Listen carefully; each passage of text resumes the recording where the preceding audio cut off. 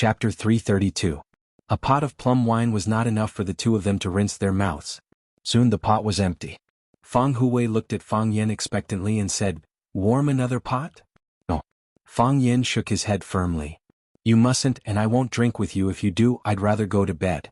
Who else in this house has the guts to warm your wine for you except me?" "Bastard." Feng Huwei cursed angrily.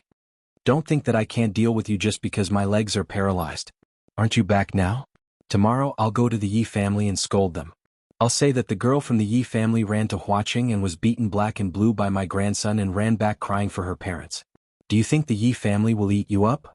Feng Yan's face became bitter again as he said, "Grandpa, am I really your grandson? It's fine if the people outside bully me, but you also bully me? Who dares to bully you outside? Didn't that brat from the Jiang family also lose to you?" Feng Yan shook his head with a bitter smile and said, "He doesn't even need to do anything himself. All he has to do is move his lips, and I have to be in danger time and time again. I have to fight for my life and escape from death time and time again. How could he not take advantage of me? If I'm the slightest bit careless, I'll die and I won't be able to come back to see you. What about him? I've won again and again, but all I've done is cut off some of his branches and leaves. He's still that sturdy and tall tree trunk.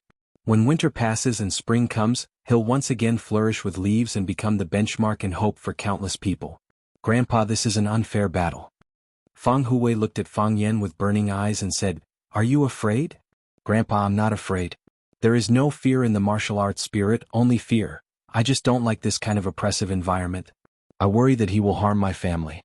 I worry that he will harm my friends. I even worry that he will harm my students. I'm not afraid of death, but I don't want to die. I'm not afraid of death, but I'm more afraid of the people I care about dying because of me. I'm your grandfather, so I have the right to speak. I'm not afraid to die. Your father also has the right to speak, and he is not afraid of death. Your mother, your family, your friends, they all have a say. None of us are afraid to die."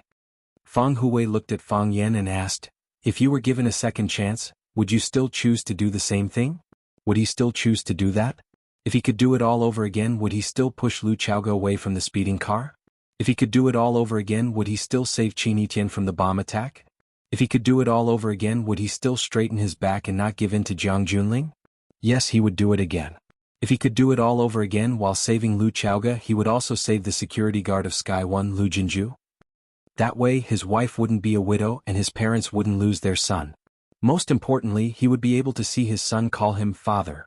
Now that his heart of Tai Chi had entered the Starlight Realm, he believed that he had the ability to do it.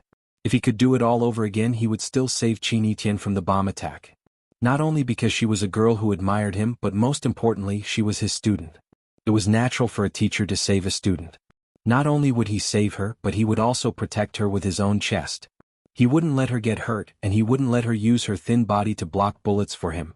She was known for her intelligence, but she wasn't good at this kind of thing. If he could do it all over again, he would still raise his head and stick out his chest in front of Jiang Junling and not give in. If someone scolded him, he would scold him back. If someone slapped him, he would slap him back dozens of times. This was his spirit, his pride, and the code of conduct and ethics that he had adhered to since he was young. The biggest difference between him and Bai Xiu was that Bai Xiu could endure humiliation and let his face dry. But Feng Yan wouldn't. He wouldn't endure humiliation, because he believed that enduring would only bring him more humiliation. He wouldn't bear any weight because too much weight would suppress his heart of Tai Chi. He wouldn't let the saliva on his face dry by itself. He would smear the other party's face with saliva. Some people scolded him for being a pervert, some said that he was despicable, and some even said that he was a bitch all the time. But, did he do anything wrong? If I could do it all over again, Feng Yan looked into Feng Huwei's eyes and said firmly, "I believe that I can do better." "If you didn't do anything wrong, then it's someone else's fault," Feng Huwei said with a serious expression. "Would I blame my grandson for doing a few good things? Maybe other people's parents would do that, but our Feng family doesn't have such family rules and teachings." "I know what to do now," Feng Yan said with a serious expression. "Be brave, be fearless, and stick to your heart," Feng Huwei said. "What the heart thinks is what the person wants. Only in this way the spirit of Tai Chi will not be extinguished and the heart of Tai Chi will be eternal. The reason why you obtained your heart at such a young age is because you have been living freely all these years and never disobeyed the laws of heaven and humanity. If anyone is retaliated against because of this, I am willing to be a martyr on the path you seek." Feng Yan stood up and bowed deeply to Feng Huwei. It's not because I'm kind and selfless. Fang Hui looked at Fang Yan, his old eyes filled with joy, and said, it's because you are my grandson. That's all. Fang Yan had been sitting in the Yi family's hall for half an hour, but no one from the Yi family came out to entertain the guests. The maid of the Yi family said that she would go in to report, but there was no more news. What's more infuriating is that you should at least pour a cup of tea for the guests before you leave, right? Fang Yan was not in a hurry. He knew that the Fang family and the Yi family had not been on good terms over the years, and it was not an exaggeration to say that they had a deep hatred. Because of Grandpa Fang's manipulation and instigation, every time Fang Yan and Yi Rou fought, it was like adding fuel to the fire in the hearts of the two families. If what Grandpa said was true, then the Fang family or Fang Yan did indeed owe the Yi family a huge favor. Most importantly, on the eve of his battle with the Japanese sword god Chiba, Yi Rou rushed thousands of miles to help. Although it was said that she was entrusted by the old drunkard, she still rushed to Huaqing and gave Fang Yan the greatest support with her own strength. Fang Yan was grateful to the Yi family and even more grateful to Yi Rou. After parting in Huaqing, the two of them had not seen each other for a long time. Fang Yan really wanted to talk to Yi Rou. His Taiji heart had entered the starlight realm, how to develop in the future, which direction to cultivate in, these were all difficult problems for him to solve. Yi Rou was known as the #1 genius of the younger generation in the inner pugilistic world, and also a pioneer on the path of cultivation. She would definitely be able to give him a lot of suggestions and solutions. Clang clang clang, Fang Yan knew that this was the sound of shoes stepping on the floor. However, if someone didn't know better, they would definitely think that a big monster had come out from some deep forest to harm people. As expected, Yi Fengxing, who looked the least like a member of the Yi family, walked out casually. He glanced at Fang Yan from the corner of his eyes and said while gritting his teeth, "You're here to see my cousin?" Yi Fengxing was the son of the second of the three tigers of the Yi family, Yi Daoxian, and also Yi Rou's cousin. The members of the Yi family all had excellent genes. The men were handsome and the women were beautiful. However, when it came to Yi Fengxing, the genes had mutated. Not only was he fat, but he was also ugly. Therefore, when he was young, everyone had been arguing over whether to call him Little Fatty or Little Clown. In the end, they even started fighting. Fang Yan was a firm supporter of Little Fatty, because he felt that calling someone Little Clown was too insulting. He wouldn't do such a thing. Fang Yan pointed at the mountain-like pile of gifts on the table and said, "Do you think this is the style of someone looking for your cousin? Oh, 100-year-old ginseng, a big box of cordyceps, and a pair of deer ears. What's going on? Is your Fang family here to propose marriage? Even if you're here to propose marriage, it should be Elder Fang himself, right?" Yi Fengxing flipped through the pile of gifts and said with a smile, "You're not qualified. Whether I'm qualified or not is not up to you to decide. Whether you're qualified to receive me is up to me to decide." Fang Yan stared at Yi Fengxing with an unfriendly gaze and said, "I came to visit the elders of the Yi family, and they told you to receive me?" "No one told me to come out to receive you," Yi Fengxing said. "Then why did you come out?" "I saw that you looked quite pitiful sitting here by yourself, so I came out to talk to you. What's going on? You don't want to?" Yi Fengxing acted like he was about to leave and said, "If you don't want to, then I'm not going to keep you company. Today I've asked Ruan Jing and Li Xiaotian to take care of the sparrows. You sit here first, I'm going to get busy." "Wait," Fang Yan shouted. Only then did Yi Fengxing sit back down with a proud expression and said, "You don't feel good being ignored by the Yi family, do you?" "I thought of it when I came here," Fang Yan said seriously. "Where's Elder Ancestor? Is she still in good health? I haven't seen her for a long time, at least let me kowtow to her when I see her, right?" The Yi family was a rare family of 4 generations living under the same roof. The elder ancestor was Yi Wenrou and Yi Fengxing's great-grandmother, an old woman who had already lived for more than 100 years. Even now, the old woman's teeth were still very good, and her mind was quick. When the weather was good, she could still be seen looking around and walking around Swallow Dock. If Fang Yan could see her and please her, she could help put in a few words and the grudge between the two families would be resolved. Fang Yan's trip would not be in vain. "You want to see our elder ancestor? Don't even think about it. On such a cold day, she doesn't plan to go out in the warm room, and no one dares to let her out." Yi Fengxing mercilessly dispelled this idea of Fang Yan's. "Then I'll go to the warm room and kowtow to her," Fang Yan said. "The Yi family's warm room, it's not like I haven't been there before. Ha ha ha." Yi Fengxing pointed at Fang Yan and laughed. "You still dare to say you're not here to see my cousin." Chapter 333. Fang Yan's eyes lit up and said, Yi Ro is also in the warm pavilion? Isn't that obvious? The person the ancestor loves the most is my cousin. At this time the ancestor is in the warm pavilion, so of course my cousin has to be in the warm pavilion? Yi Fengxing looked at Fang Yan with disdain and said, Don't tell me you want to pick up my cousin? I have to say, I really admire your courage. Competing every year, getting beaten every year, getting beaten every year, and still competing every year. You've been beaten by my cousin for so many years, aren't you afraid? I'm not afraid, I'm very grateful to her in my heart. Fang Yan said. Grandfather was right. If there wasn't a strong opponent like Yi Ro, if there wasn't the annual competition between the Yi and Fang families, if there wasn't the worry of being ridiculed and looked down upon, if there wasn't the fear of his face being disfigured and his legs being broken, Fang Yan wouldn't have been able to train as hard as he did before. It was also because of his stubbornness like a fool that he was able to achieve the martial arts he had today at such a young age. It was because he fought like a madman that he had the heart of Tai Chi that allowed people to enter a higher level of the martial arts world. It was also because of his meteoric rise that the pressure on the family due to his father's accident was greatly reduced. Because of his rapid growth, no matter who scolded his grandfather as a cripple or who scolded his father as trash, the Fang family only needed to refute with, My grandson is stronger than you.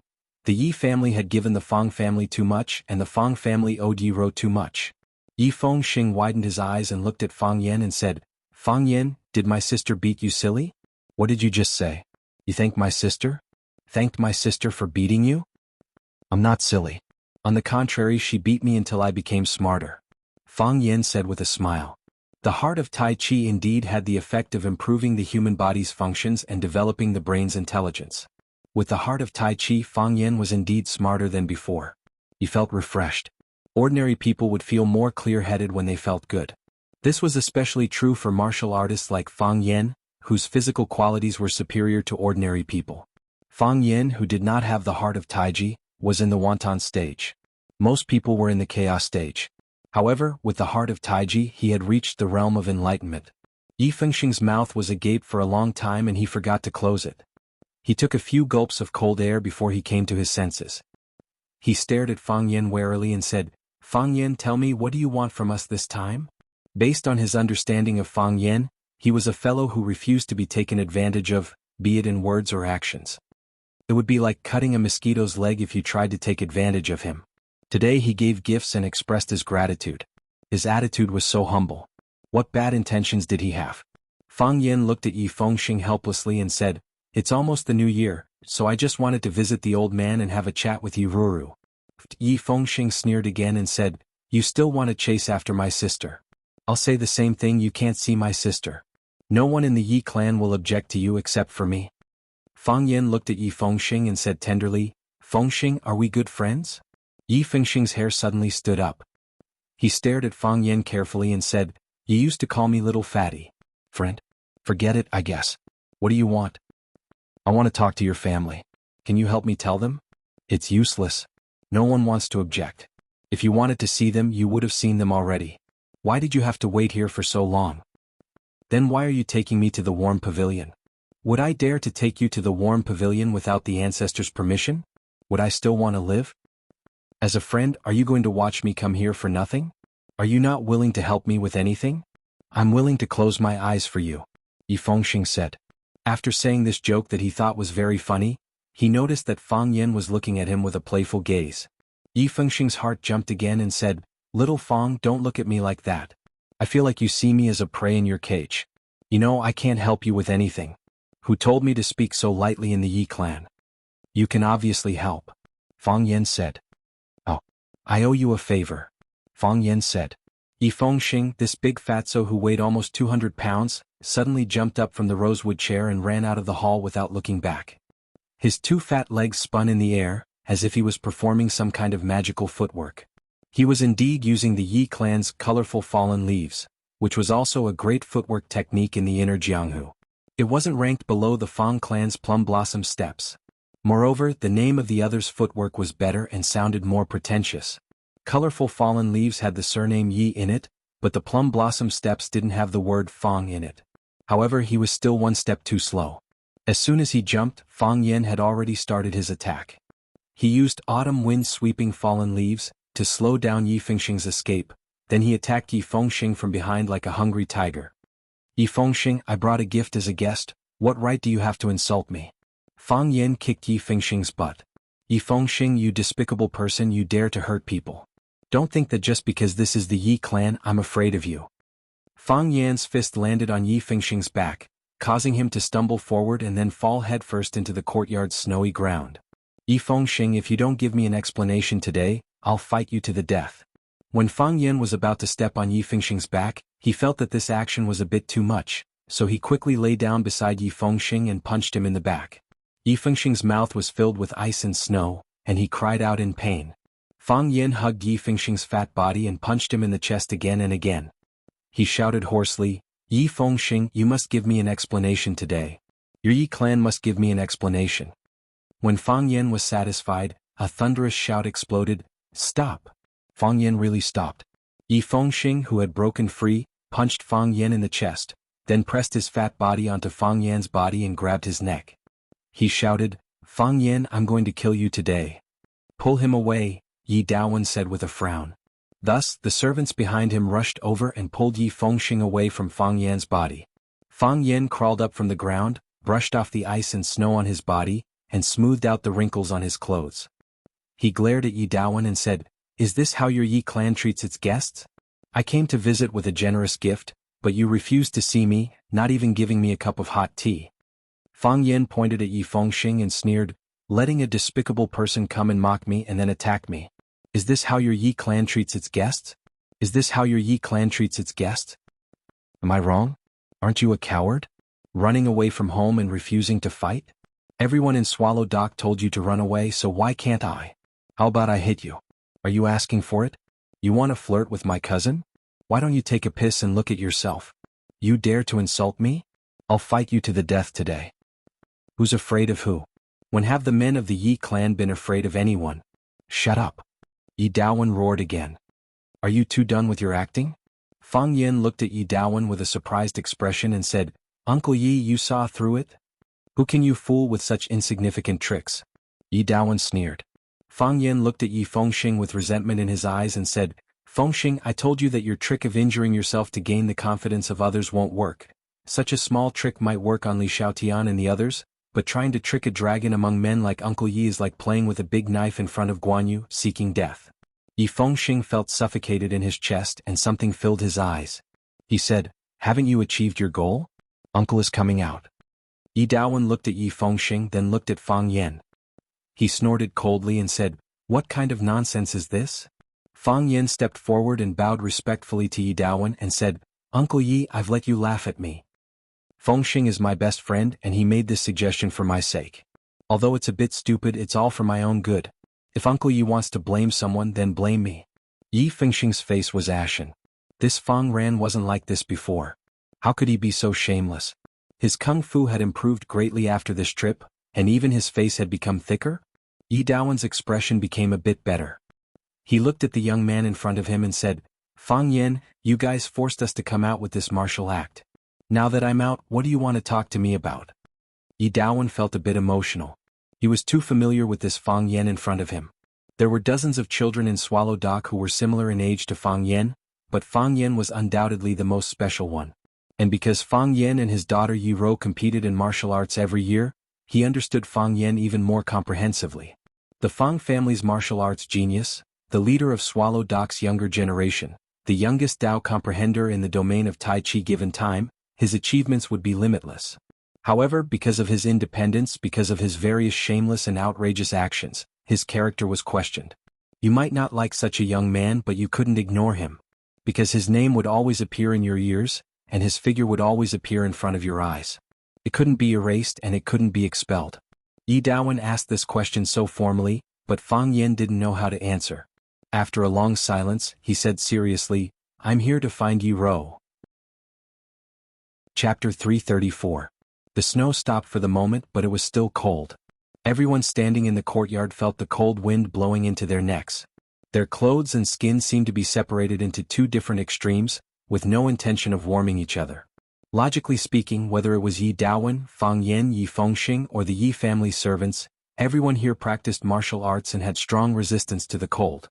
There was no reason for them to feel so cold.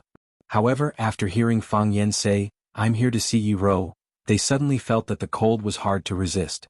Yi Fengxing quickly signaled to Fang Yan with his eyes and said, "Didn't you say you were going to kowtow to our ancestor? Do you think our ancestor will see you? Hurry up and go back. It's snowing heavily right now and our ancestor won't see outsiders." Yi Dawen frowned slightly. His sharp eyes swept across Fang Yan's face, and he didn't say anything for a long time. This arrogant and conceited guy said he was here to see his daughter in front of his father. Isn't he afraid that I'll beat him to death and bury him in the courtyard as fertilizer? What's his relationship with Yi Rou? Did something unpredictable happen in Yi Rou's trip to the City of Flowers? Fang Yan looked at Yi Xingxing gratefully and said, "I originally wanted to say that I'm here to thank the Yi family, but I know that it would be more solemn and respectful if Grandpa said it. In Uncle Ye's eyes I'm still a child, just a junior. I do want to kowtow to the ancestor. After going out for so long, it's natural for me to kowtow and say some blessings to the old man after coming back. It's also a courtesy that a junior should perform. However, I came to the Yi family to see Yi Rou. I didn't come to challenge her, nor did I come to fight her. We've been fighting for more than 10 years and I've also been beaten by her for more than 10 years. I just want to say thank you, I really am very grateful to her." Fang Yan chose to tell the truth. Fang Yan was a smart person, so he knew from a young age that it was best to be frank and direct when talking to smart people. Most importantly, do not think that you are the smartest person in the world because you do not know who is smarter than you. He didn't think that Yi Dawen was more stupid than him, so he didn't dare to lie in the slightest. If he said that he was here to thank the Yi clan for their kindness, then Yi Dawen would have waved his hand and sent him back. He couldn't see Yi Rou at all. Why? Yi Dawen's brows knit together, and the worry in his heart grew even stronger. His daughter was at the most critical stage of her life, and he did not want to be affected by a love entanglement with a young boy. Most importantly, he didn't want that person to be Fang Yan. Fang Yan looked at Yi Dawen with a calm expression. There was no inferiority complex, no shame, no complacency, and no embarrassment. His expression was calm, his eyes pure, as if this matter was reasonable. A person who is willing to continuously beat his defeated opponent for 10 years, Fang Yan said with a smile. I don't think it's easy. It's also something to remember and be grateful for. Yi Dawen's brows relaxed and a rare smile appeared at the corner of his mouth. He said, "Do you understand?" "I understand," Fang Yan said. "The Fang clan has produced an amazing talent," Yi Dawen said with emotion. He turned around to look at Yi Fengxing and said, "Go to the warm pavilion and ask the ancestor if she is willing to let the Fang clan's boy go in and kowtow to her." Yi Dawen glanced at Fang Yan, then turned around and left. Yi Fengxing quickly walked in front of Fang Yan, punched Fang Yan's chest and scolded, "You bastard, I was almost beaten to death by you just now. Didn't I also lie still and let you punch me a few times to vent your anger?" Fang Yan said with a smile. "At least you still have some conscience. This was clearly your plan, why did you put it on me? What do you mean by stupid? Would I come up with such a stupid plan?" Yi Fengxing said in annoyance. "It's also to increase credibility. Besides, if I said I came up with this plan, what would Uncle Yi think of me?" "He would think you're a despicable person," Yi Fengxing said. "If you say I came up with this plan, what would he think of me? He would think that there's something wrong with your IQ. But it shouldn't be because of your character. So you're more suitable than me to take this blame." Yi Fengxing rubbed the sore part of his face and angrily said, "Are we really good friends? Why do I feel like I'm the one who treats you as a friend, but you don't treat me as a friend at all? If I didn't treat you as a good friend, would I trick you?" Fang Yan softly comforted, "Of course not. Those who aren't my good friends don't have the right to be tricked by me. You tricked Bai Xiu. You tricked Bai Li Lu. You tricked Lu Jing. You tricked Li Xiaotian. Don't tell me you treat them as good friends? Everything has two sides, you're different from them," Fang Yan hurriedly explained. "You're the fatso with the most sense of justice in my heart." Yi Fengxing sighed and said, "Wait here, I'll go to the warm pavilion and ask for you." "Wait!" Fang Yan shouted. He ran to the living room and took out the large pile of gifts from the table, stuffed them all into Yi Fengxing's arms and said, "Tell the ancestor, just say that this is my filial gift to her. Be more subtle, don't say it too bluntly, it's like we're showing off." Yi Fengxing helplessly shook his head and said, "How could she refuse you like this?" "Then don't refuse," Fang Yan said with a smile. The warm pavilion was very large, made up of several connected rooms. There was a fire dragon burning under the room, so the room was as warm as spring, very comfortable. And because the ground heating was very dry, there were many green plants planted on the left and right sides of the main room. Red peppers, green cucumbers, and a ground full of big watermelons, looking red and green alternating, growing delightfully. In one of the rooms, an old lady was picking cucumbers on her toes. Yiro was carrying a small basket next to her. The basket was already half full of tender cucumbers. Wash them with snow water, take a bite, or mix them with sauce. They were all excellent dishes to go with wine.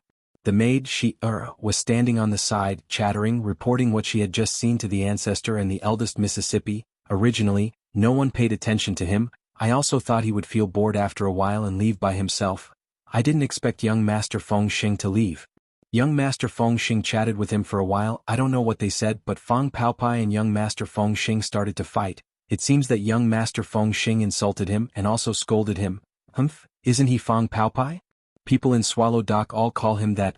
Later, the eldest master came out. He asked Sichuan and Yi Ming to separate them, and now he is talking with Feng Paopai. I saw Feng Paopai glanced at me and then he ran away quickly.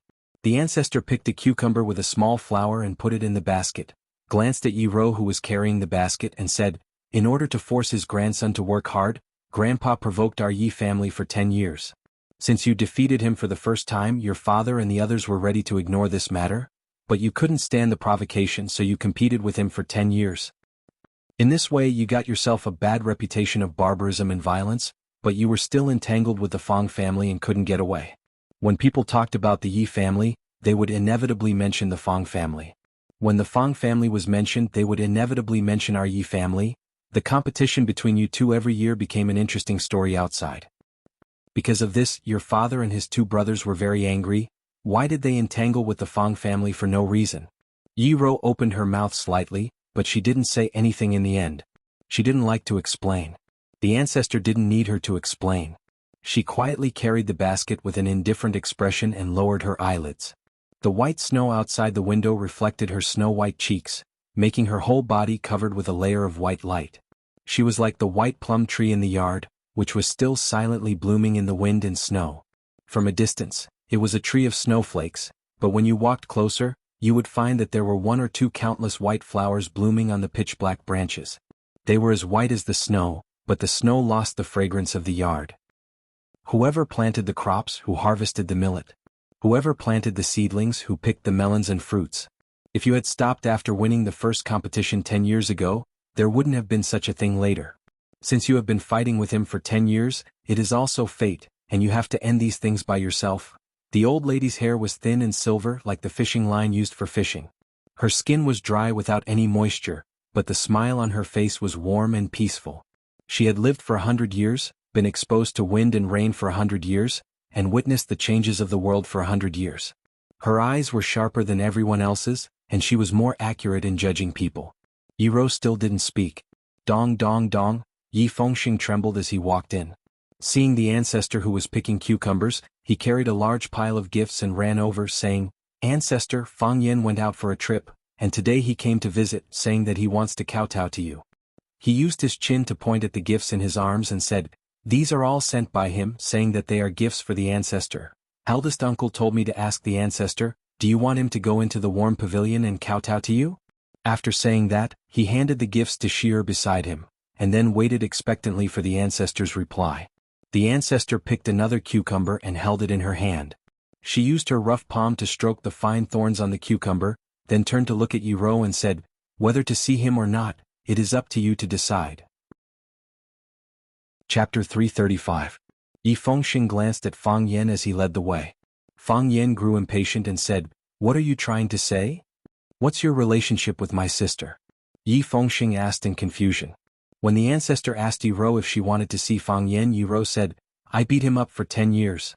It's too easy for him to come here and kowtow to me. Although her words were belittling to Feng Yen, she still asked the ancestor to see Feng Yen. This question confused Feng Yen. What was his relationship with Yi Ro? Friends? Not really. She used to be the person he hated the most. If Yi Ro was the second most hated person in his heart, then no one could be the first. Of course, with the addition of the general's order, he firmly occupied the first position, which was as stable as Mount Tai. He wouldn't be shaken in a short time. Enemy? It wasn't appropriate to say that. Feng Yen knew she wasn't his enemy. Which enemy would risk their life to save the other when they were in danger? Strangers? No, Yiro was definitely the person and woman Fang Yan was most familiar with in the world. Fang Yan hesitated for a long time and said with certainty, "Comrades?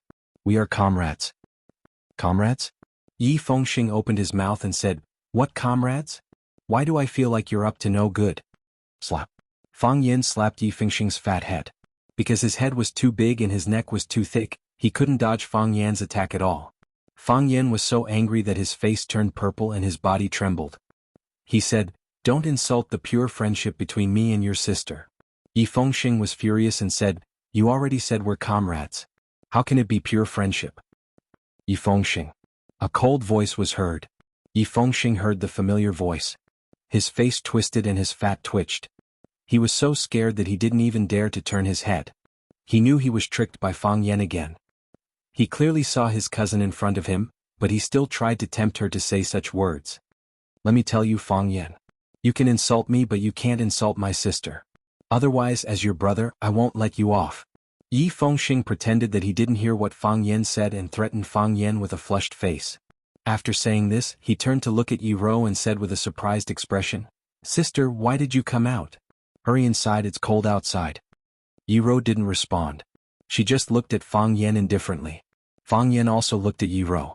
Their eyes met and fought. In a world of ice and snow, everything was white. The ice spines hung upside down and the well water froze. The snow under his feet was like a white carpet, and the snow in the sky was like flying cotton. A white plum tree quietly bloomed. The white flowers could not be seen, but one could smell the fragrance that filled the courtyard. One was a handsome young man and the other was a beautiful girl. A great battle could break out at any moment, and the atmosphere was oppressive to the extreme. Fang Yan threw a, "I haven't seen your eyes for a long time," but it was sent flying by Yi Ro's, "I hate your eyes when I see you." Fang Yan didn't give up and used beautiful eyes again. Yi Ro was furious and directly used get out of here eyes to cut him into pieces. Fang Yan didn't want to be outdone. He used his ultimate skill, "How will I live without you?" and silently sent it over. Yi Ro used go to hell eyes, blind your dog eyes, you despicable dirty shameless bastard eyes, and other killer moves, but still couldn't defeat Fang Yan's ultimate skill. This round Fang Yan won.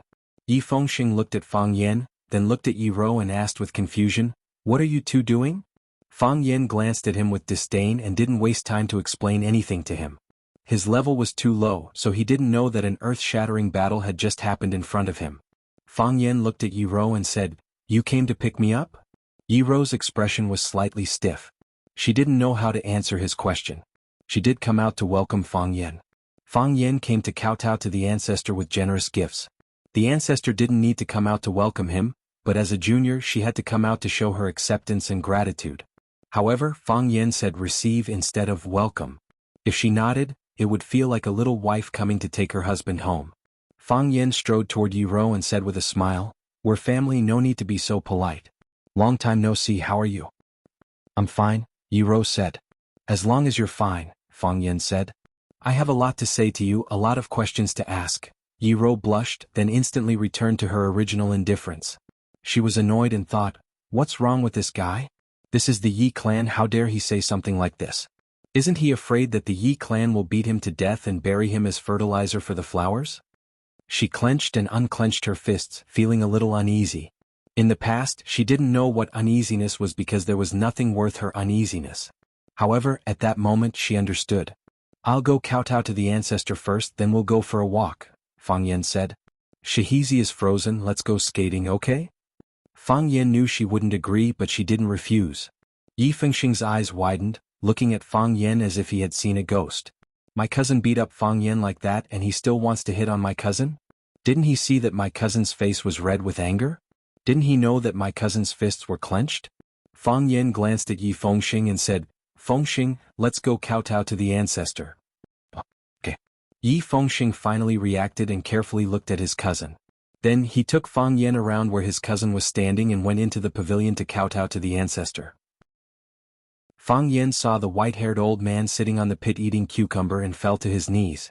After kowtowing 3 times he got up and said, "Ancestor, Fang Yan kowtows to you. Your complexion is getting better and younger than the last time I saw you. Ancestor should be 80 years old this year, right?" Gotcha. The ancestor took a bite of cucumber and chewed it with the 2 remaining teeth in her mouth. She looked at Fang Yan and said, "The Fang clan's boy is thoughtful, but his flattery isn't good. If I was only 80 years old, would Wenro's grandfather call me sister or mother?" Yi Ro, who was standing beside the ancestor, couldn't help laughing. She originally wanted to endure it, but she really couldn't. A beauty's smile was like a flower, and all flowers were colorless. It was the first time that Fang Yan saw Yi Ro smile so happily and joyfully. She tried hard to control it, but she couldn't. That embarrassed and angry expression added a touch of cuteness to her. At this moment, Yi Ro was really cute. Thus, for the first time, Fang Yan found Yi Ro quite cute. Fang Yan looked at Yi Ro with a dull expression, and the others also looked at Fang Yan with dull expressions. This guy, didn't he know what restraint was? Yi Fengxing snorted twice and reminded, "Fang Yan, the ancestor is asking you." He somewhat regretted bringing Fang Yan to see the ancestor. The ancestor usually treasured his cousin the most.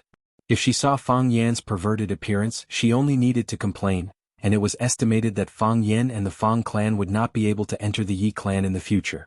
If he wanted to pick up girls, he could do it anywhere. Why did he come to the house? Ask me what? Fang Yan turned around and asked blankly. Thus, this time not only Yi Ro was laughing, but even the ancestor was laughing from ear to ear. Sheer, who was sitting by the bed and massaging the ancestor's legs, also laughed, and Yi Fengxing laughed so hard that his eyes couldn't be found.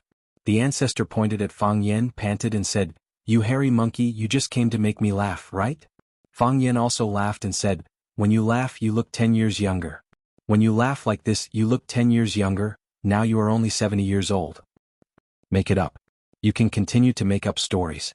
The old ancestor couldn't eat the cucumber anymore and said with a smile. Fang Yan had a troubled expression and said, "Ancestor, I really can't make it up anymore. You look like 70 years old. If I make it up again, then I'll be lying to you." The entire room was filled with laughter. Fang Yan was basically a crosstalk actor brought back by Monkey Sunday. After everyone laughed for a while, the ancestor looked at Fang Yan and said, "I heard you went to Huaqing to be a teacher?" "Yes, ancestor," Fang Yan nodded. "Being a teacher is a serious matter. Teaching and dispelling doubts is a great merit," the ancestor said. "I've never thought about merit, I just like being a teacher. I'm very happy when I'm with my students, I like their innocent smiles. When I'm with them, I don't have any worries, every day is very fulfilling," Fang Yan said in a very noble manner. The ancestor was stunned for a while, then said, "I originally thought of a few words to praise you, but after you said that, I can't even say those words. All right, you've kowtowed, you've said everything you need to say, go do what you need to do. Then I won't disturb ancestor from eating the cucumber," Fang Yan said with a smile. He walked in front of Yi Ro and said, "Let's go ice skating?" Yi Ro looked at Fang Yan and didn't respond. "This bastard son of a bitch. Is this how you invite people? You're saying this in front of the ancestor, how can I say yes? Didn't we agree just now?" Fang Yan was anxious. "I really have a lot of things I want to say to you, a lot of questions I want to ask you." The ancestor looked at Fang Yan in surprise. Why does it feel like he's about to confess? Yi Ro clenched her fist and said angrily, "What do you want to say? Say it here." "That won't do," Fang Yan refused. "These words can only be said to you alone." Chapter 336. Shahizi was a river. Fang Yan didn't know why it was called this way. Maybe it was because the name was so common that no one even made up a suitable fairy or ghost story for her. There were many stones in Shahizi, and there were strange stones on both sides of the river. The river was frozen and the ice was very thick. Several urchins were skating on the river bank. They were playing at an advanced level. Throw a smooth wooden board on the ice and one person squatted on the board. On each side, a child pulled the child squatting on the board and ran forward. After running for a while, they suddenly flung the child's hand forward, and the wooden board rushed forward with a swoosh sound. In the blink of an eye, it disappeared without a trace. There were also two little girls riding bicycles on the ice. Riding a bicycle was more advanced than skating on a board, and it was more difficult. However, the two children were obviously experts. They dashed left and right and made difficult movements from time to time, laughing proudly like silver bells. Fang Yan and Yi Ro took a stroll by the stone river. The cold wind was biting cold and the fine snowflakes were fluttering in the air. Their shoes made a crunching sound as they stepped on the snow. Every step they took didn't even reach their knees. The snow came very early today and it was very heavy. Fang Yan pointed at the urchins on the river and said, "Shall we go skating too?" Yi Ro didn't answer. "This idiot wants me to skate with a group of children? Let's go for a walk." Fang Yen also didn't think this suggestion was very good. What's the matter with the two of us running into a group of children? They were all famous people now.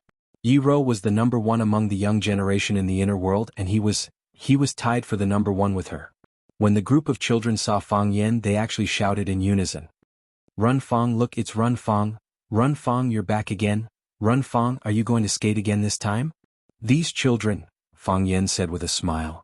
No. Yi Ro didn't respond. Instead, she looked at those children with interest and smiled, as if it was a very happy thing for them to laugh at Fang Yen. Fang Yen, how dare you be with Sister Ro Ruru? Aren't you afraid that Sister Ro Ruru will hit you again? The little girl on the bicycle stopped her bike and shouted at Fang Yen with one foot on the ground. Fang Yen was infuriated. Even these brats dared to bully him. He bent down and picked up a handful of snow from the ground. Then he squeezed the snow into a snowball and threw it at the little girl with two pigtails. Fang Yan's aim was excellent. The snowball just fell on the little girl's head. The little girl screamed and cursed. Ran Fang, how dare you hit me? She threw the bike on the ice, then rushed over to grab a snowball and threw it at Fang Yen. When the other children saw that there was a more fun game, they immediately joined in. So, a group of children chased after Fang Yen and smashed at him. Fang Yen fought back and ran away with his head in his hands. From time to time, the children's laughter and the screams of someone who was hit by a snowball could be heard.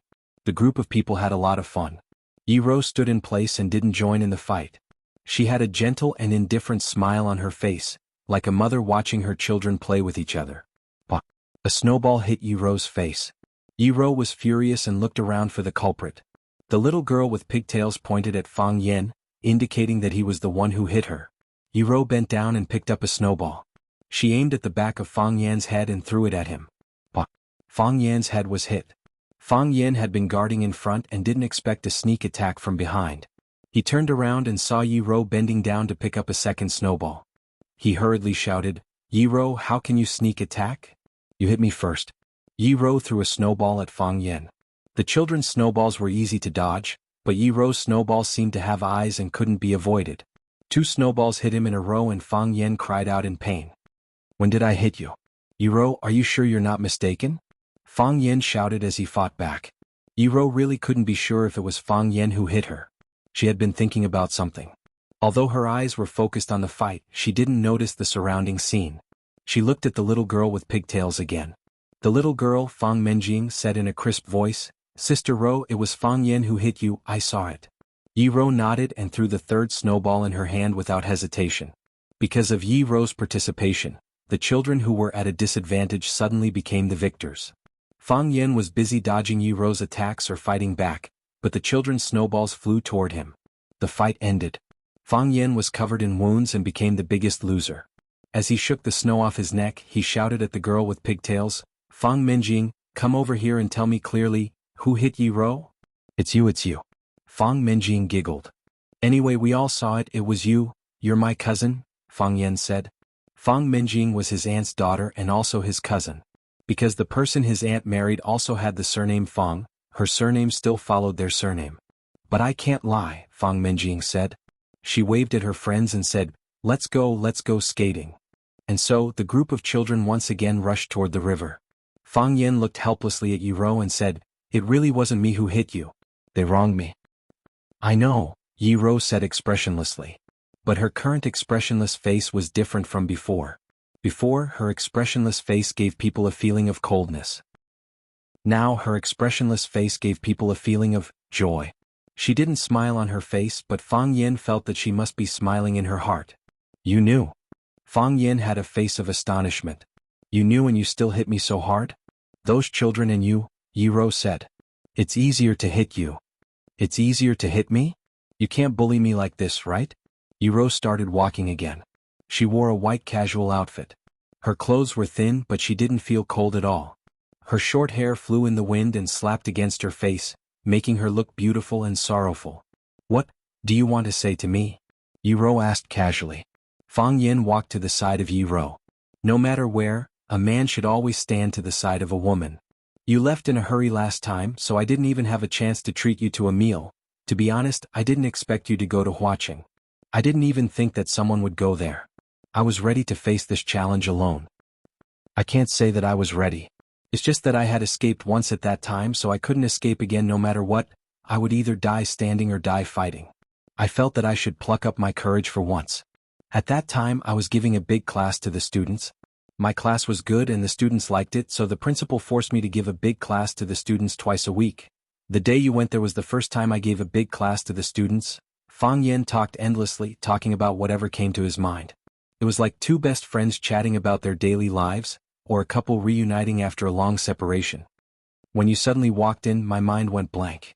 I forgot what I said before and I didn't know what to say next. You don't know what happened later. After you left, many people went to look for you. There were also many boys who regarded you as their crush, and they gave you the nickname Queen in Black. Yi Ro glanced at Fang Yan and didn't answer, waiting for him to continue. The two idiots, Fang Yingying and Fang Haohan, thought that I would be no match for the Chiba army, so they came up with such a stupid way to expel the Chiba army. They didn't know that even if they succeeded, we would still lose the battle. It was even worse than when I was beaten up by the Chiba army in person. I didn't expect that you would also appear that night. If you hadn't shown up, I'm afraid that Fang Yingying and Fang Haohan would have suffered a great loss. They were afraid of you, but they liked you more. I showed up because I wanted to, Yi Ro said. No one said that I couldn't challenge the Chiba army. And no one said that I couldn't challenge the Chiba army before your final battle. I just happened to meet those two idiots. I know. Fang Yan nodded repeatedly. I know you won't admit that you actually care about me, and I can pretend that I don't understand. Don't mess with me. Yi Ro stared at Fang Yan and said. I didn't mess with you, Fang Yan said seriously. I used to mess with you a lot, but that's because I hated you.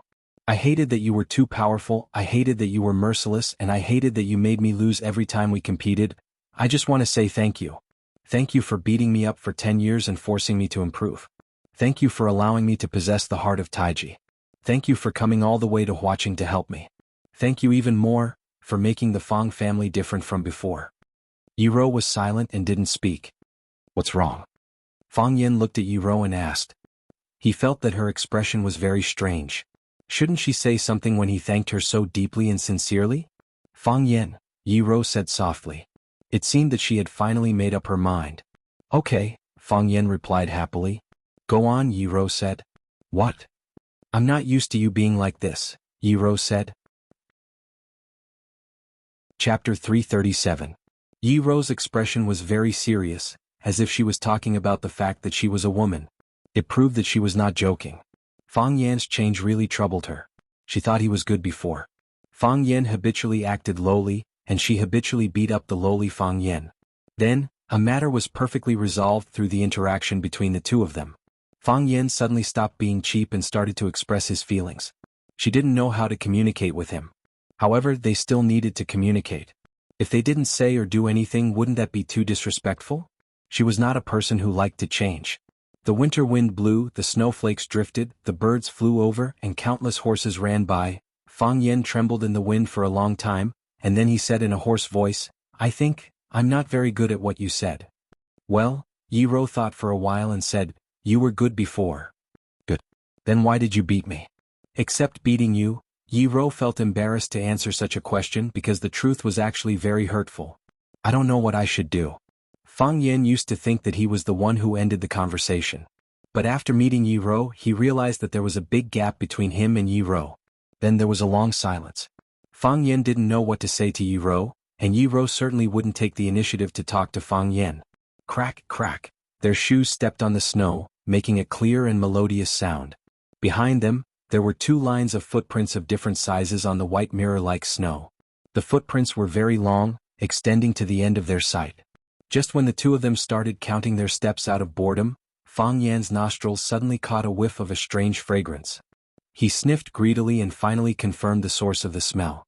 Fang Yan looked at Yi Ro and said, I wanted to treat you to a meal, but I never had the chance. How about I treat you to lunch today? Lunch? Yi Ro looked at Fang Yan hesitantly. She wasn't sure if she should follow Fang Yan back to his house for a meal. If she agreed, the meaning would be too much for onlookers to interpret. The people in her family must be going crazy, right? Although she didn't care much about it, it was still not good for the Fang family. Follow me, Fang Yan said with a smile. He wanted to hold Yi Ro's hand, because the male lead in the TV series always liked to hold the female lead's hand and run forward when he wanted to take her somewhere. Why did he have to run? Because when they ran, they could conveniently hold each other's hands. If they were just walking, it would be hard to hide their shameless behavior, right? However, he couldn't stretch his hand out no matter how hard he tried. "Should I give you my hand?" Yiro asked coldly. Of course not," Fang Yan said. He was a little disappointed. How could he be found out about his psychological activities? Fang Yan didn't take Yiro back to the Fang family for a meal because he knew what it meant. Besides, he knew that if he made such a request, Yiro would definitely refuse. Fang Yan had a very sensitive nose. He sniffed the fragrance in the wind and searched all the way. Sure enough, he found a stone house in the hollow at the end of Shihizi. In fact, it wasn't a stone house at all. It was just a stone wall about 1 meter high built by some broken stones. It was surrounded on 3 sides and one side was empty. There was no roof on the wall so the snowflakes could fall in freely. When Fang Yan walked over with Yiro, he saw several people lying on the edge of the stone house with their butts up. They didn't know what they were doing sneakily and they laughed like wolves from time to time. Hearing the footsteps behind him, a young man wearing a leather hat looked back, and then his expression became weird. The others felt something was wrong. They looked back together and looked at the 2 uninvited guests with the same surprised expression. "Did we come at the right time?" Fang Yan asked with a smile. "Run, Fang, why are you here?" Li Xiaotian, wearing a leather hat, stood up with a black ball of mud in his hand. "I smelled it," Fang Yan said. He strode over and grabbed the mud ball from Li Xiaotian's hand, saying, "Are you all full? Give this to me. I have to treat you at noon. You're treating us with this?" Zhu Zaidan looked at Fang Yan in surprise and then looked at Yiro, who was standing behind Fang Yan. Although Yiro was also a member of Swallow Dock, she was not the same kind of person as them. It was not only because of the Yi family's prestige, but also because Yiro was a genius girl. Genius girls were always lonely. No one wanted to be friends with her, so she enjoyed herself and never joined anyone's circle. As a result, everyone in Swallow Dock knew Yiro's name. They respected her, feared her, and even worshipped her, but no one wanted to be friends with her. Everyone thought that a person like her didn't need friends. However, if Yiro agreed to accept someone's invitation, then any young man of the right age in Swallow Dock would have to dress up, book a private room on the first floor of Yanjing, or invite the top chef of Swallow Dock, Madame Hua, to prepare a feast. How could they be so casual? "This is good. It's natural," Fang Yan said with a smile. He knocked open the mud ball and took out a small round ball wrapped in lotus leaves. Before the lotus leaves were opened, a rich fragrance of meat and lotus wafted out. When Fang Yan peeled off the outer layer of lotus leaves, a bird with its feathers plucked appeared in front of everyone. Its skin and flesh were yellow, smooth and tender. It was not scorched or tough, just right. Steam rose from the bird's body, and the steam was also fragrant, arousing people's appetite. They couldn't help but swallow their saliva secretly. Fang Yan kicked Li Xiaotian again and said, "Where's the material? You must have prepared it. Give it to me." Li Xiaotian had no choice but to hand over a glass jar in the stone house. Inside the glass jar was the chili sauce made by Grandma Wang. It was spicy and fragrant. A little bit of it could make people sweat and shout with satisfaction. It was a must for barbecue, and Fang Yan and the others had eaten it many times before. Fang Yan unscrewed the glass jar, dipped the brush into the chili sauce, and smeared the whole body of the bird in his hand. After completing the whole process, Fang Yan handed the bird on the lotus leaf to Yiro. "Try it," Fang Yan said with a smile. "I'll treat you to lunch." Yiro frowned. She looked at the bird in Fang Yan's hand but didn't reach out to take it. "We used to eat like this," said Fang Yan. "Don't worry. It's very clean." Li Xiaotian said hurriedly, "Yes, we were going to eat it ourselves. We washed it many times." Yiro took it, tore a piece of meat with her fingers and put it in her mouth. "Spicy." Her first reaction was that it was spicy. It was like someone threw a chili bomb into her mouth. With a boom, it exploded, waking up all her internal organs, blood, skin and hair. When one's forehead was covered in sweat, and when one's mouth and taste buds gradually adapted to the spiciness, one would notice that the fragrance of the meat and lotus leaves lingered in one's mouth, lingering for a long time without dispersing. Where was the meat? The meat had already slipped into her stomach when she put it in her mouth. She didn't even have the chance to chew and swallow. The chili sauce was very spicy, and the meat was fragrant and pure. Yiro had never eaten something like this before. She even thought it was the most delicious thing she had ever eaten. "How do you feel?" Fang Yan looked at Yiro expectantly. He was like a child giving his favorite toy to another child to try, waiting expectantly for her comment or appreciation. That would give him an unparalleled sense of satisfaction. Yiro didn't speak. She didn't even wipe the sweat on her forehead. Instead, she tore another piece of meat and put it in her mouth. Therefore, the excitement and enjoyment from just now repeated again. Li Xiaotian also had a rare opportunity to get in touch with the goddess of Swallow Dock. He rummaged in the stone house with his butt up and found a warm bottle of Shaozi. He wiped the dust off the bottle with his sleeve, unscrewed the cap and handed it to Yiro, saying, "Another bottle of Shaozi. I wouldn't trade it for a god." Yiro loved wine. Not only did she like it, but she also had a great capacity for it. After carefully tasting the taste of the bird in her mouth, she raised the bottle and gulped it down. She drank more than half of the bottle in one gulp. Everyone was stunned. Fang Yan didn't bother to tell them that Yiro was fine after drinking a couple of caddies of Shaozi when she competed with the old drunkard. Fang Yan looked at Li Xiaotian and said, "Is there any more? Give me a ball." "Any more?" Li Xiaotian turned around and asked. Ruan Jing rummaged in the fire pit for a while and said, "There's only one left. The snow is so heavy that I don't know where the sparrows have gone. I didn't catch many." Fang Yan took the lump of soil, knocked off the soil skillfully, peeled off the lotus leaves and smeared the chili sauce on it. Then he started to eat it. Spicy. Fragrant. A familiar taste. He took the bottle from Yiro and said, "Leave some for me." Then he raised his head and poured the rest of the Shaozi into his mouth. Yiro was stunned when she saw him drinking. She was drinking it into her mouth and he was drinking it into his mouth too. That was to say, they were both drinking it into their mouths. What a coincidence. Yiro didn't say anything in the end because it would only make her more embarrassed. After eating the skin and flesh of the bird, she found that the internal organs were still intact, and there were some herbs and spices beside the organs. These guys are really good at eating.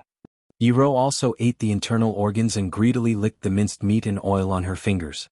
She looked at Fang Yan with sparkling eyes and said, "If you want to treat me, you should at least let me eat my fill, right?" Chapter 338. In a world of ice and snow, eating beggar's sparrow and drinking Shaozi was indeed one of the greatest pleasures in life. Yiro's lips were rosy and shiny. She was like a hungry puppy looking at her master pitifully. "I have to fill my stomach, right? Yes, I have to fill my stomach, right? Isn't it too insincere to treat people without filling their stomachs?" Yiro's question really embarrassed Fang Yan. He turned to Li Xiaotian, who shook his head and pointed at the half-sparrow in Fang Yan's hand, saying, "That's the last one." To prove that he didn't hide it, Li Xiaotian openly ran to the stone house and dug out the grass ashes. He kicked out the burning firewood and charcoal ashes. It was empty inside and there were no more lumps of mud. Fang Yan handed the half-sparrow to Yiro.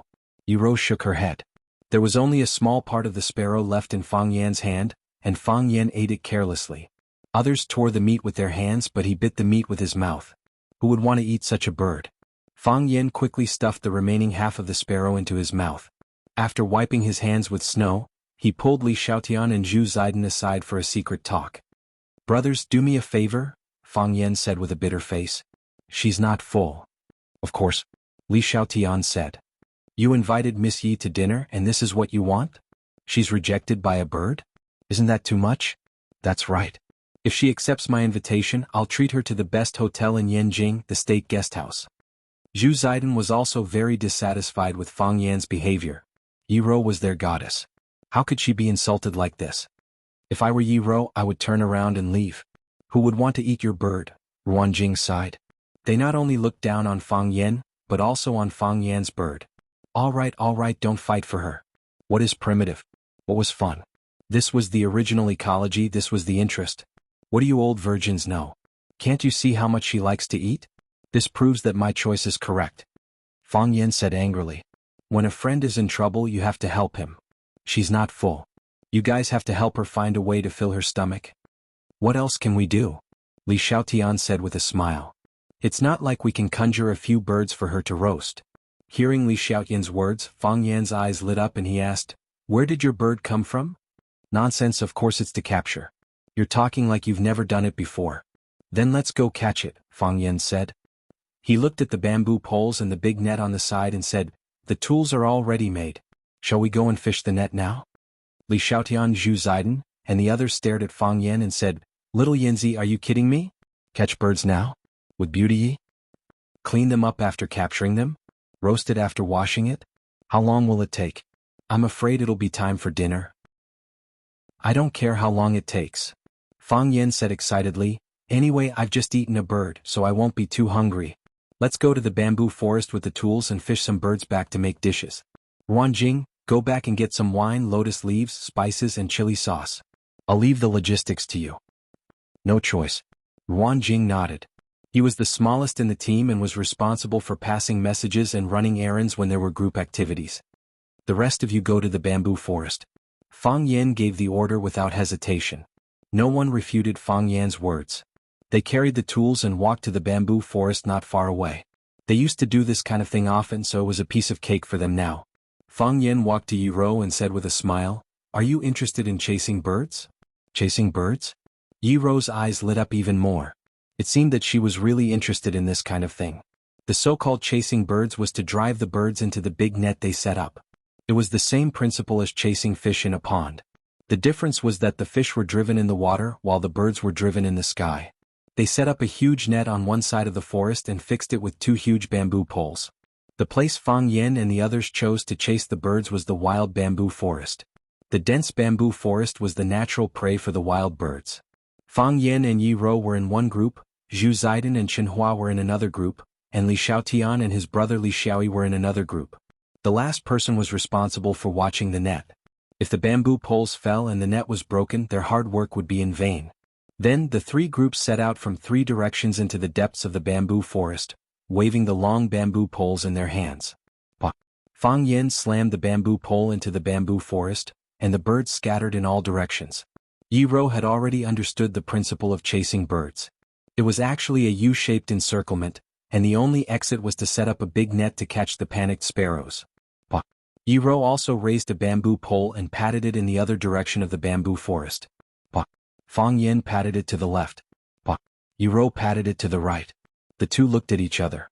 Fang Yen grinned, and Yi Rou's eyes also had a gentle smile. "Oh, I'm the king of the mountain." Li Xiaoyan's howl came from the east. "What king of the mountain is a wolf? I'm the evil tiger coming down from the mountain." "Oh, ha, I'm here too, are you guys scared?" Zhu Xiaoyi's howl came from the west.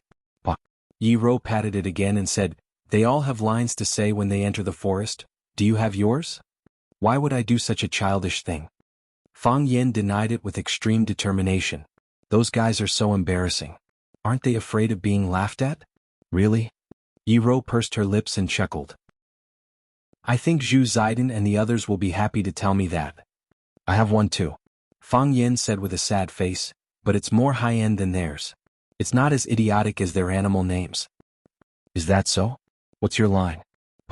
Fang Yen patted it with his pole and shouted, "Autobots, start the engines, transform, let's go." Boom boom boom, Yi Rou laughed and fell to the ground. With 3 quick attacks, the wild birds in the bamboo forest screamed and rushed toward the only exit. Gwa!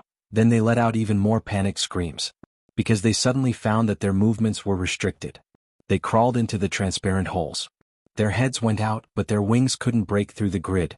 The harder they struggled, the stiffer their bodies became. Some of them strangled themselves to death. Today's luck was pretty good. This net was quite rewarding. With Fang Yan's eyes, there were hundreds of birds in the net. If they cleaned up all of them, they could probably eat for a few days. A group of people stood under the net, admiring the fruits of their labor.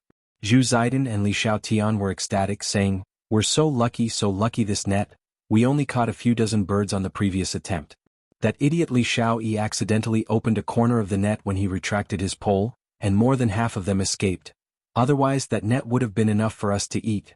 This net is enough for us to eat for a few days until Chinese New Year's Eve." Li Xiaotian laughed. "Brothers, let's get to work." Chirp chirp chirp.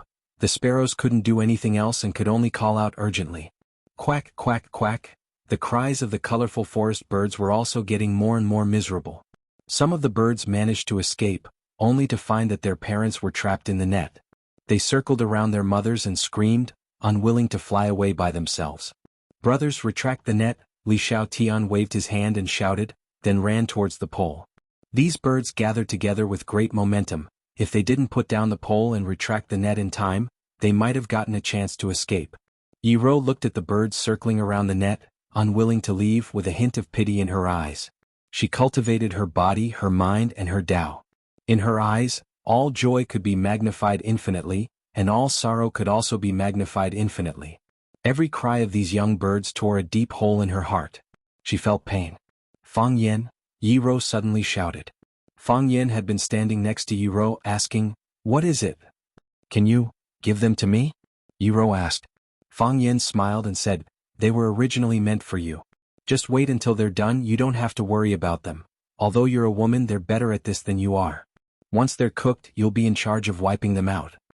"I mean, give them to me now," Yi Rou said.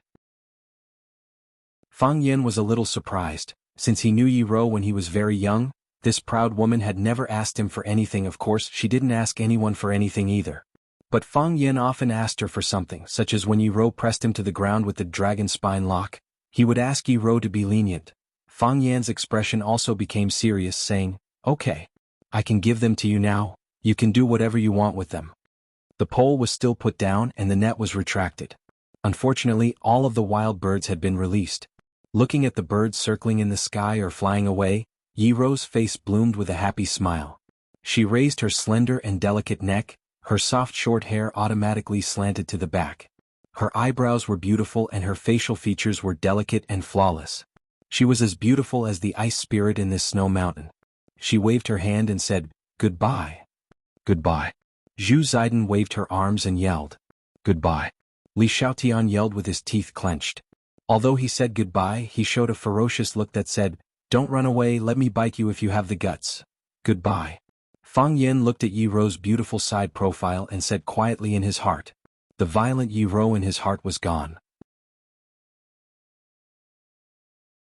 Chapter 339.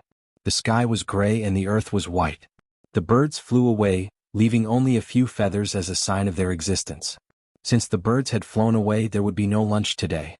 Looking at Li Xiaotian and Zhu Ziden's pitiful expressions, Fang Yen was full of sympathy for them. He said aloud, "I've said it before, this is a very inhumane thing to do. What's so delicious about birds? They're small and skinny. If you want to eat them, we can go to the mountain to hunt pheasants and rabbits, catch a few handfuls of chili and make a big pot of stew. We can eat as much as we want. There's plenty of meat and we can eat until we're full. Isn't that great?" Li Xiaotian and Zhu Ziden were trembling with anger. If it weren't for Yi Rou, they would have thrown the black leather gloves on their hands at Fang Yen and fought with him. They knew they couldn't defeat Yi Rou. "When did you ever say that this was an inhumane thing to do? Weren't you the one who said you wanted to hunt birds the most? You were the commander-in-chief of the operation and we were all your lackeys, okay? What's so delicious about birds? Who was the one who thought they tasted good and dragged us out to hunt birds? You should be careful when you speak." Hearing Fang Yan's words, Yi Rou's eyes lit up again. She said, "Hunt wild rabbits?" Everyone looked at Yi Rou carefully for fear that she would ask for something else. Li Xiaotian and the others didn't have to answer, but Fang Yen had to. After all, Yi Rou was his guest. He looked at Yi Rou with a smile and said, "Yes. Many pheasants and rabbits come out to play after it snows. The snow is too deep, so they are not as agile as before. Especially the rabbits whose legs are short, can't jump out of the snow holes once they fall into. We used to go up the mountain to catch them. After catching them, we can make dry-fried chicken or dry-fried rabbit with extra seasonings and chili. We eat them with a mouthful of wine and a piece of meat, sweating profusely." "Can we catch them now?" Yi Rou pretended not to see the painful expressions of Li Xiaotian and Zhu Ziden and asked. Fang Yen looked back at Li Xiaotian, Zhu Ziden, and the others in a friendly manner and said, "It should be, okay?" Yi Rou waved her hand and said straightforwardly, "Let's go hunt wild rabbits." Therefore Li Xiaotian, Zhu Ziden, and the others looked even more miserable. Li Xiaotian pulled Fang Yan's arm aside and said in a low voice, "Brother, please do us a favor and let us go. You went to pick up girls and we followed you. Besides, when we catch some wild chickens and hares later, Miss Yi will become soft-hearted and ask us to release all the wild animals. What will we eat then? I've only eaten 2 birds for the whole day. I'm so hungry after being tortured by you guys. You guys have fun, shall we go back first?" "I want to let you go, but as you can see, this matter is not up to me." Fang Yen smiled helplessly. "But I can promise you that I won't let go of any pheasants or hares that we catch later. If she dares to do such a thing again, I'll slap her." "How dare she?" Li Xiaotian stared at Fang Yen with disdain and said, "You have to be able to beat her first. You were beaten up by her, who would believe you?" "That was before. Now she's no match for me at all. When I'm in a bad mood, I drag her out and beat her up. She doesn't even dare to fight back. Hurry, Tell the brothers to prepare and show this inexperienced girl the strength of our Swallow Fort Pretty Men team. Pretty Men team was the name of the bird hunting team led by Fang Yan. At that time, there was an idol drama called Meteor Garden that was very popular. They got inspiration from this drama, so they chose this name. Originally they wanted to copy the F4 group and call themselves F11. But as more and more members joined, they couldn't be F11 today and F12 tomorrow. That would be inconvenient for them to spread their fame. They had no choice but to change their name. The first 11 people who joined were pretty men, but those who joined later were not pretty men. It was not good for the unity of the team. We really can't let them go this time, Li Xiaotian said worriedly. They had no sense of team honor at all. We definitely won't let them go. Then let's go, Li Xiaotian said, resigned to his fate. I hope we didn't work for nothing this time. Ruan Jing, who was sent away by Fang Yan to get the lotus leaf chili sauce, returned. He raised the big bag in his hand excitedly and said, I've brought everything you wanted. Where are the birds? Fang Yan glanced at him and said embarrassedly, Ruan Jing, please go back and get a pot. A rabbit and a chicken were cut into pieces and stir-fried in the big pot. Spices and handfuls of red chili were added. Then shredded ginger and scallions were sprinkled over. When the meat broth in the pot was bubbling, the lid was lifted and the chopsticks were used to eat. Hot and spicy, then a big mouthful of the shadaozi brewed by a small workshop in Swallow Fort. Even a god wouldn't trade that taste. Men always wanted to get beautiful women drunk when they met them. Li Xiaotian, Zhu Ziden, and the others were no exception. However, Yi Ro's eyes became brighter and brighter as she drank, while Li Xiaotian, Zhu Ziden, and the others became dumbfounded. Fang Yan didn't bother to remind them. He just ate the meat and drank the wine. When he was full, Li Xiaotian, Zhu Ziden, and the others had already fallen asleep in the snow. Ruan Jing looked at Yi Ro in surprise as if he had seen a ghost. He went back and got a barrel of shadaozi. Now the barrel was empty. Li Xiaotian, Zhu Ziden, and the others drank 5 liters, while Yi Ro drank 4 to 5 liters. Does this woman have a limit to her alcohol tolerance? Ruan Jing looked at Fang Yan and said, Why didn't you remind me? I did, Fang Yan said, feeling wronged. Why did you remind me? I didn't even dare to drink with her, Fang Yan said. You won't die if you don't ask for it. Puff. Ruan Jing also threw up on the ground. He didn't know whether it was because he had drunk too much or because of Fang Yan's anger. Originally he also wanted to beat Yi Ro with Zhu Ziden and the others, but he stopped when he found the situation was not right. So he ended up half dead. Leaving the drunkards to Ruan Jing, Fang Yan accompanied Yi Ro back to the village. Did you play like this before? Yi Ro asked. Yes. Fang Yan nodded. There are many games. You only saw the tip of the iceberg today. It seems you had a good life before? Yi Ro said with emotion. Compared with Fang Yan, there was nothing to say about her childhood. It was okay. Before I met you, Fang Yan realized he said something wrong. He quickly changed the topic and said, Is the game good today? If you want to eat, we can come over anytime. It tastes good. Yi Ro nodded and said. Before you met me, what about after you met me? Before I met you, my life was very happy. After I met you, my life is very fulfilling. Fang Yan said seriously. Fulfilling is one level higher than being happy. Life can't be silly and happy all the time. Fulfilling makes one's life complete. Do you really think so? Yi Ro glanced at Fang Yan and asked. She didn't believe Fang Yan's nonsense. Of course. Fang Yan nodded very seriously. If I didn't meet you, would I have the heart of Tai Chi? Why don't Li Xiaotian and Zhu Ziden have it? Yi Ro wanted to hit him again. She said in a low voice, That's because they don't practice Tai Chi. That's why I said they will never have the heart of Tai Chi, Fang Yan said with a smile. If I didn't have the heart of Tai Chi, how could I defeat Qinya military department? How could I become the inspirational role model that every parent chooses to teach their children?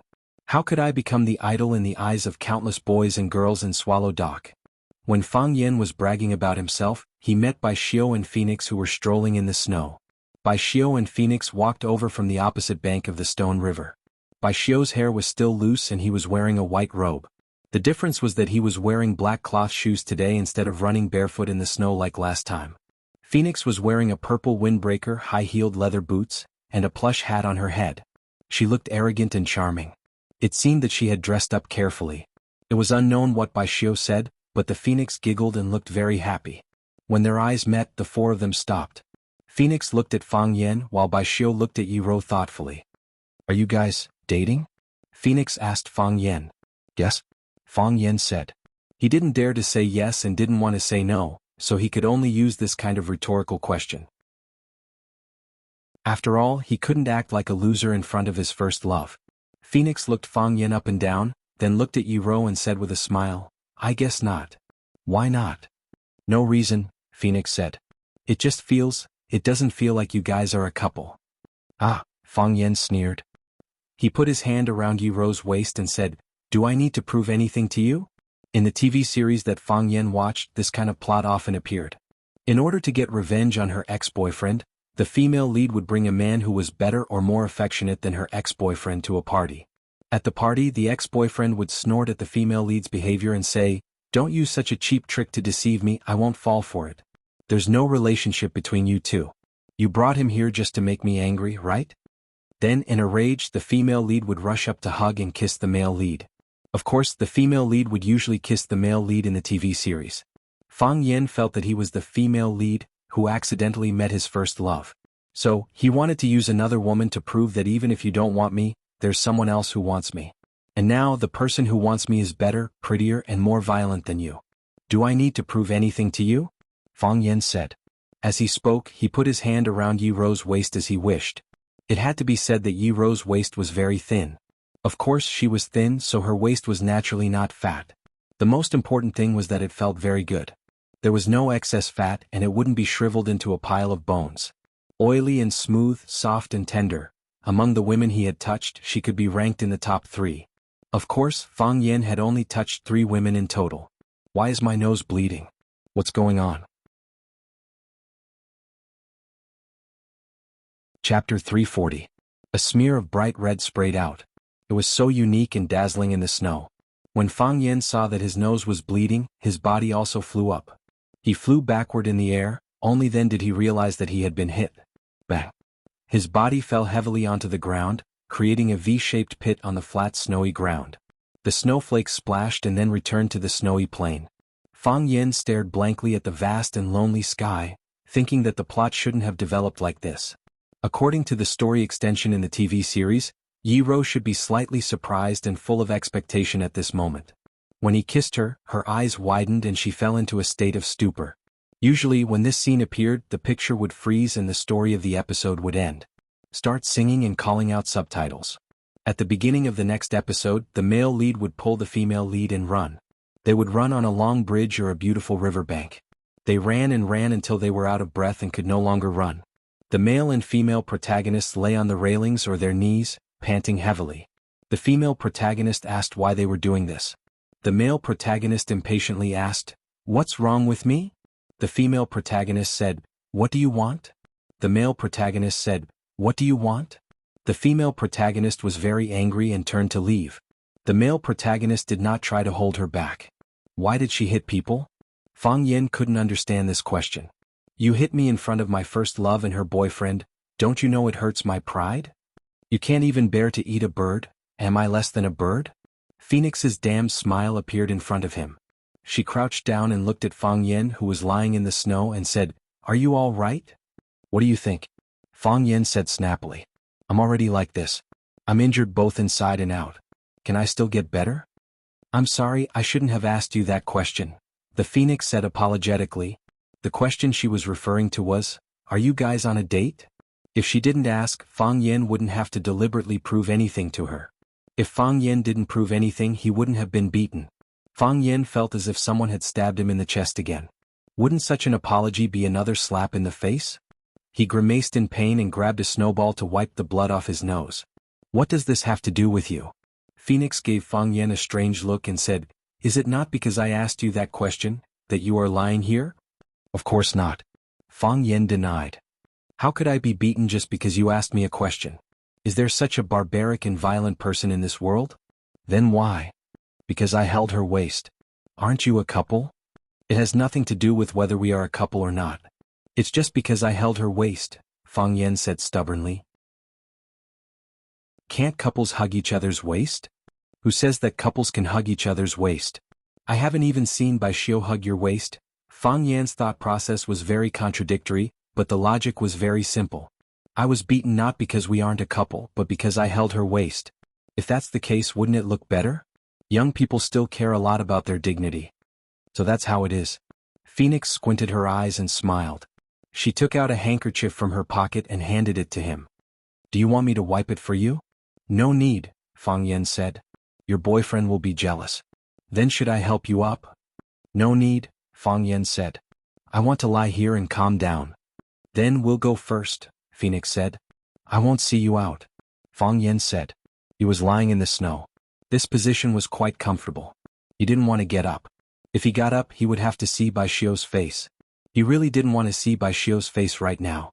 Phoenix walked in front of Yi Ro and said, He took you to eat bird lotus leaves? Yes.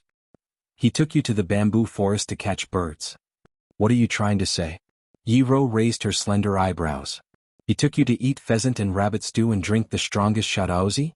Phoenix giggled and said, He used to treat me like this too. Later on, I found out that this is the standard way for boys from Swallow Fort to pick up girls. Phoenix waved her hand at Yi Ro and said, We still want to go for a walk. Your boyfriend? We'll leave him to you. And so, Phoenix and Bai Xiu continued to stroll towards their destination. The sound of laughter scared away the forest birds and the colorful snowflakes. Fang Yan looked at the dancing snowflakes in front of him and thought, The weather is so beautiful when it snows. Ka. Yi Ro walked in front of Fang Yan. She stood on a high place and looked down at Fang Yan, who was lying on the ground. She's right. Fang Yan took the initiative and told the truth. Eating bird lotus leaves, catching sparrows in a net, making pheasant and rabbit stew, and drinking the strongest shadaozi, fishing by cutting ice, bathing in hot springs, ambushing from 10 sides and flying kites. These are the standard ways for boys from Swallow Fort to pick up girls. When Li Xiaotian was in college, he brought his girlfriend back. We played these games with him. Ruan Jing used these games to bring back several girlfriends. I've also brought Phoenix to experience it. Swallow Fort belongs to Yanjing, but it's far away from the bustling capital. We don't have an arcade to play games or a cinema to watch movies. We don't have a KTV to sing in or a bar to dance in. We only have these little games that we created, which we think are the best. When you like someone, you want to bring what you think is the best to her. Li Xiaotian was like that, so he brought his girlfriend to Swallow Fort. Later they broke up, and Li Xiaotian took us to the place where he kissed his girlfriend for the first time and drank for the whole afternoon. Although Ruan Jing looks ordinary, he's the Casanova among us. All the skills we know about chasing girls were taught by him. He knows what girls like, and he also knows what kind of feeling girls like, so he can bring back one girl after another that he likes. The girls in the city often go to bars, KTV, arcade, and cinema, so it's quite refreshing to experience the farm culture of Swallow Fort occasionally. Your brother Yi Fengxing is also a member of our team. He has always liked Bailey Lu's little sister, Bailey Lianxin, and has also tried to use these games to win the girl's heart. We don't know why, but he hasn't succeeded, maybe because he's too fat. We've been asking him to lose weight, but we didn't expect him to get fatter and fatter. At that time, the person I hated the most was you, and the person I liked the most was Phoenix. I liked her the first time I saw her. She came in her father's military car, wearing a little white dress. Standing in the middle of a group of soldiers, she was like a little princess being protected. She was very beautiful and also very arrogant. But her beauty and arrogance didn't repel people 1,000 miles away, and it was very easy for people to get close to her. She saw us peeping at her from a distance, but she wasn't angry. She even waved at us and said, "Do you want to eat chocolate with me?" You see, she conquered all of us with one sentence. She's obviously the same age as us, but everyone is willing to listen to her. When you're in a bad mood, she can tell at a glance and she will chat with you. After a while, you'll find that you've already forgotten why you were in a bad mood just now. When you're injured, she will rush to treat you. She's very good at bandaging. It's said that her mother is a doctor in the military hospital, and she learned bandaging skills from her mother since she was young. She was also very generous. She often gave us good food that we had never seen before. She even gave us all kinds of guns, bows and arrows, as well as the good cigarettes that people gave to her father and the good wine that her grandfather kept in his private collection. She treated us very well. The weather was cold and the snow was extremely warm. Fang Yan was lost in some kind of thoughts, and he didn't even notice the change in Yi Ro's eyes. At that time, I often fought with people. I also often fought with you. Every time I was injured or defeated by you, I would go to her for help to treat. Even sometimes when I won, I would try to find some wounds on my body. That way I could listen to her comforting words and watch her bandage me. She was never impatient, and I also think that was the happiest time of my life. I wasn't the only one who liked her. Bai Xiu liked her, Bailey Lu liked her, and Yi Fengxing used to like her. A group of boys around us all liked her. So the competition was particularly fierce, and each of us exhausted our efforts and used all our means. For us at that time, it might be the most important thing in our lives. Fang Yan felt a little sour in his nose, and his chest was depressed and uncomfortable. He was lying on the snow, and in addition to the thin layer of clothes on his body, there were only the tiny snowflakes and the distant sky on his body. However, Fang Yan just felt very uncomfortable in his heart, as if something was going to tear his chest and break out of his body. He wouldn't understand that it was an emotion. That emotion had a very common name: lovelorn. For a teenager, being lovelorn might be an important thing that would affect his life. At that time, Fang Yan didn't know how to release this kind of negative emotion because with his character, he would only bury it deep in his heart and pretend that nothing had happened. But today it jumped out without any warning. It was honest under the sky, in the snow, and under the gaze of Yi Ro. Chapter 341. He always talked about the things he was afraid of in a joking tone and always did the things he cared about in a free and easy manner. However, that was just a thin and fragile disguise. It was like the sugar coating on the outside of a pill. The sugar coating melted in the mouth, and then there was the deep bitterness that made people's hair stand on end and tremble, as if the bitterness had reached the depths of the soul. Everyone thought that Fang Yan was a happy person, and Yi Ro was no exception. In Yi Ro's eyes, her opponent of many years was playful, funny, persistent, patient, despicable, diligent, shameless, unwilling to suffer losses, and desperate to take advantage of others. Fang Yan was the most peculiar and elusive person she had ever met. If he had the impulse to write books such as On 32 Ways of Being Cheap, cheap is a life attitude, Fang Yan's view of cheap. Do you want to be a cheap person? Do you want to be a cheap person? Books like Wuxia's Self-Cultivation of the Cheap God would definitely sell well and lead to a trend. Sometimes Yi Ro even thought that Fang Yixing, a gentle and old-fashioned bookworm, and Lu Wan, a well-educated and well-mannered hostess, how could they have such an unusual child? However, today Fang Yan had subverted all Yi Ro's understanding of him. Proud, pure, playful, sensitive, and childishness. He lay motionless in the snow, his eyes sorrowful as he looked at the empty sky. Filled with emotion, he narrated the process of him and the phoenix getting to know each other. Even though the years were ruthless, she could still hear the unwillingness hidden in his words. Every teenager thought he was the best teenager. Why did she choose someone else instead of him? Every teenager thought he was the most trustworthy teenager. Why did she fall in love with someone else but give up him? Yi Ro's little face slightly twisted and her eyebrows wrinkled, as if her mood also became sad. She wanted to say something but she didn't say anything in the end. Fang Yan was lying down and she was standing up. She looked down at the changes in his emotions and the faint red light in the corner of his eyes. I just want to treat you to a meal, Fang Yan said. It was the most sumptuous way I thought I could think of. I didn't think so much. I never thought that because I invited Phoenix and Li Xiaoyan's girlfriends, I wouldn't be able to bring you here. If that's the reason you want to beat me up, let's begin. What is fishing through ice? Yi Ro asked. Asking this question made her feel relaxed, and even the annoyance between her eyebrows was relieved. These questions were really suffocating her. What? Fang Yan widened his eyes and stared at Yi Ro.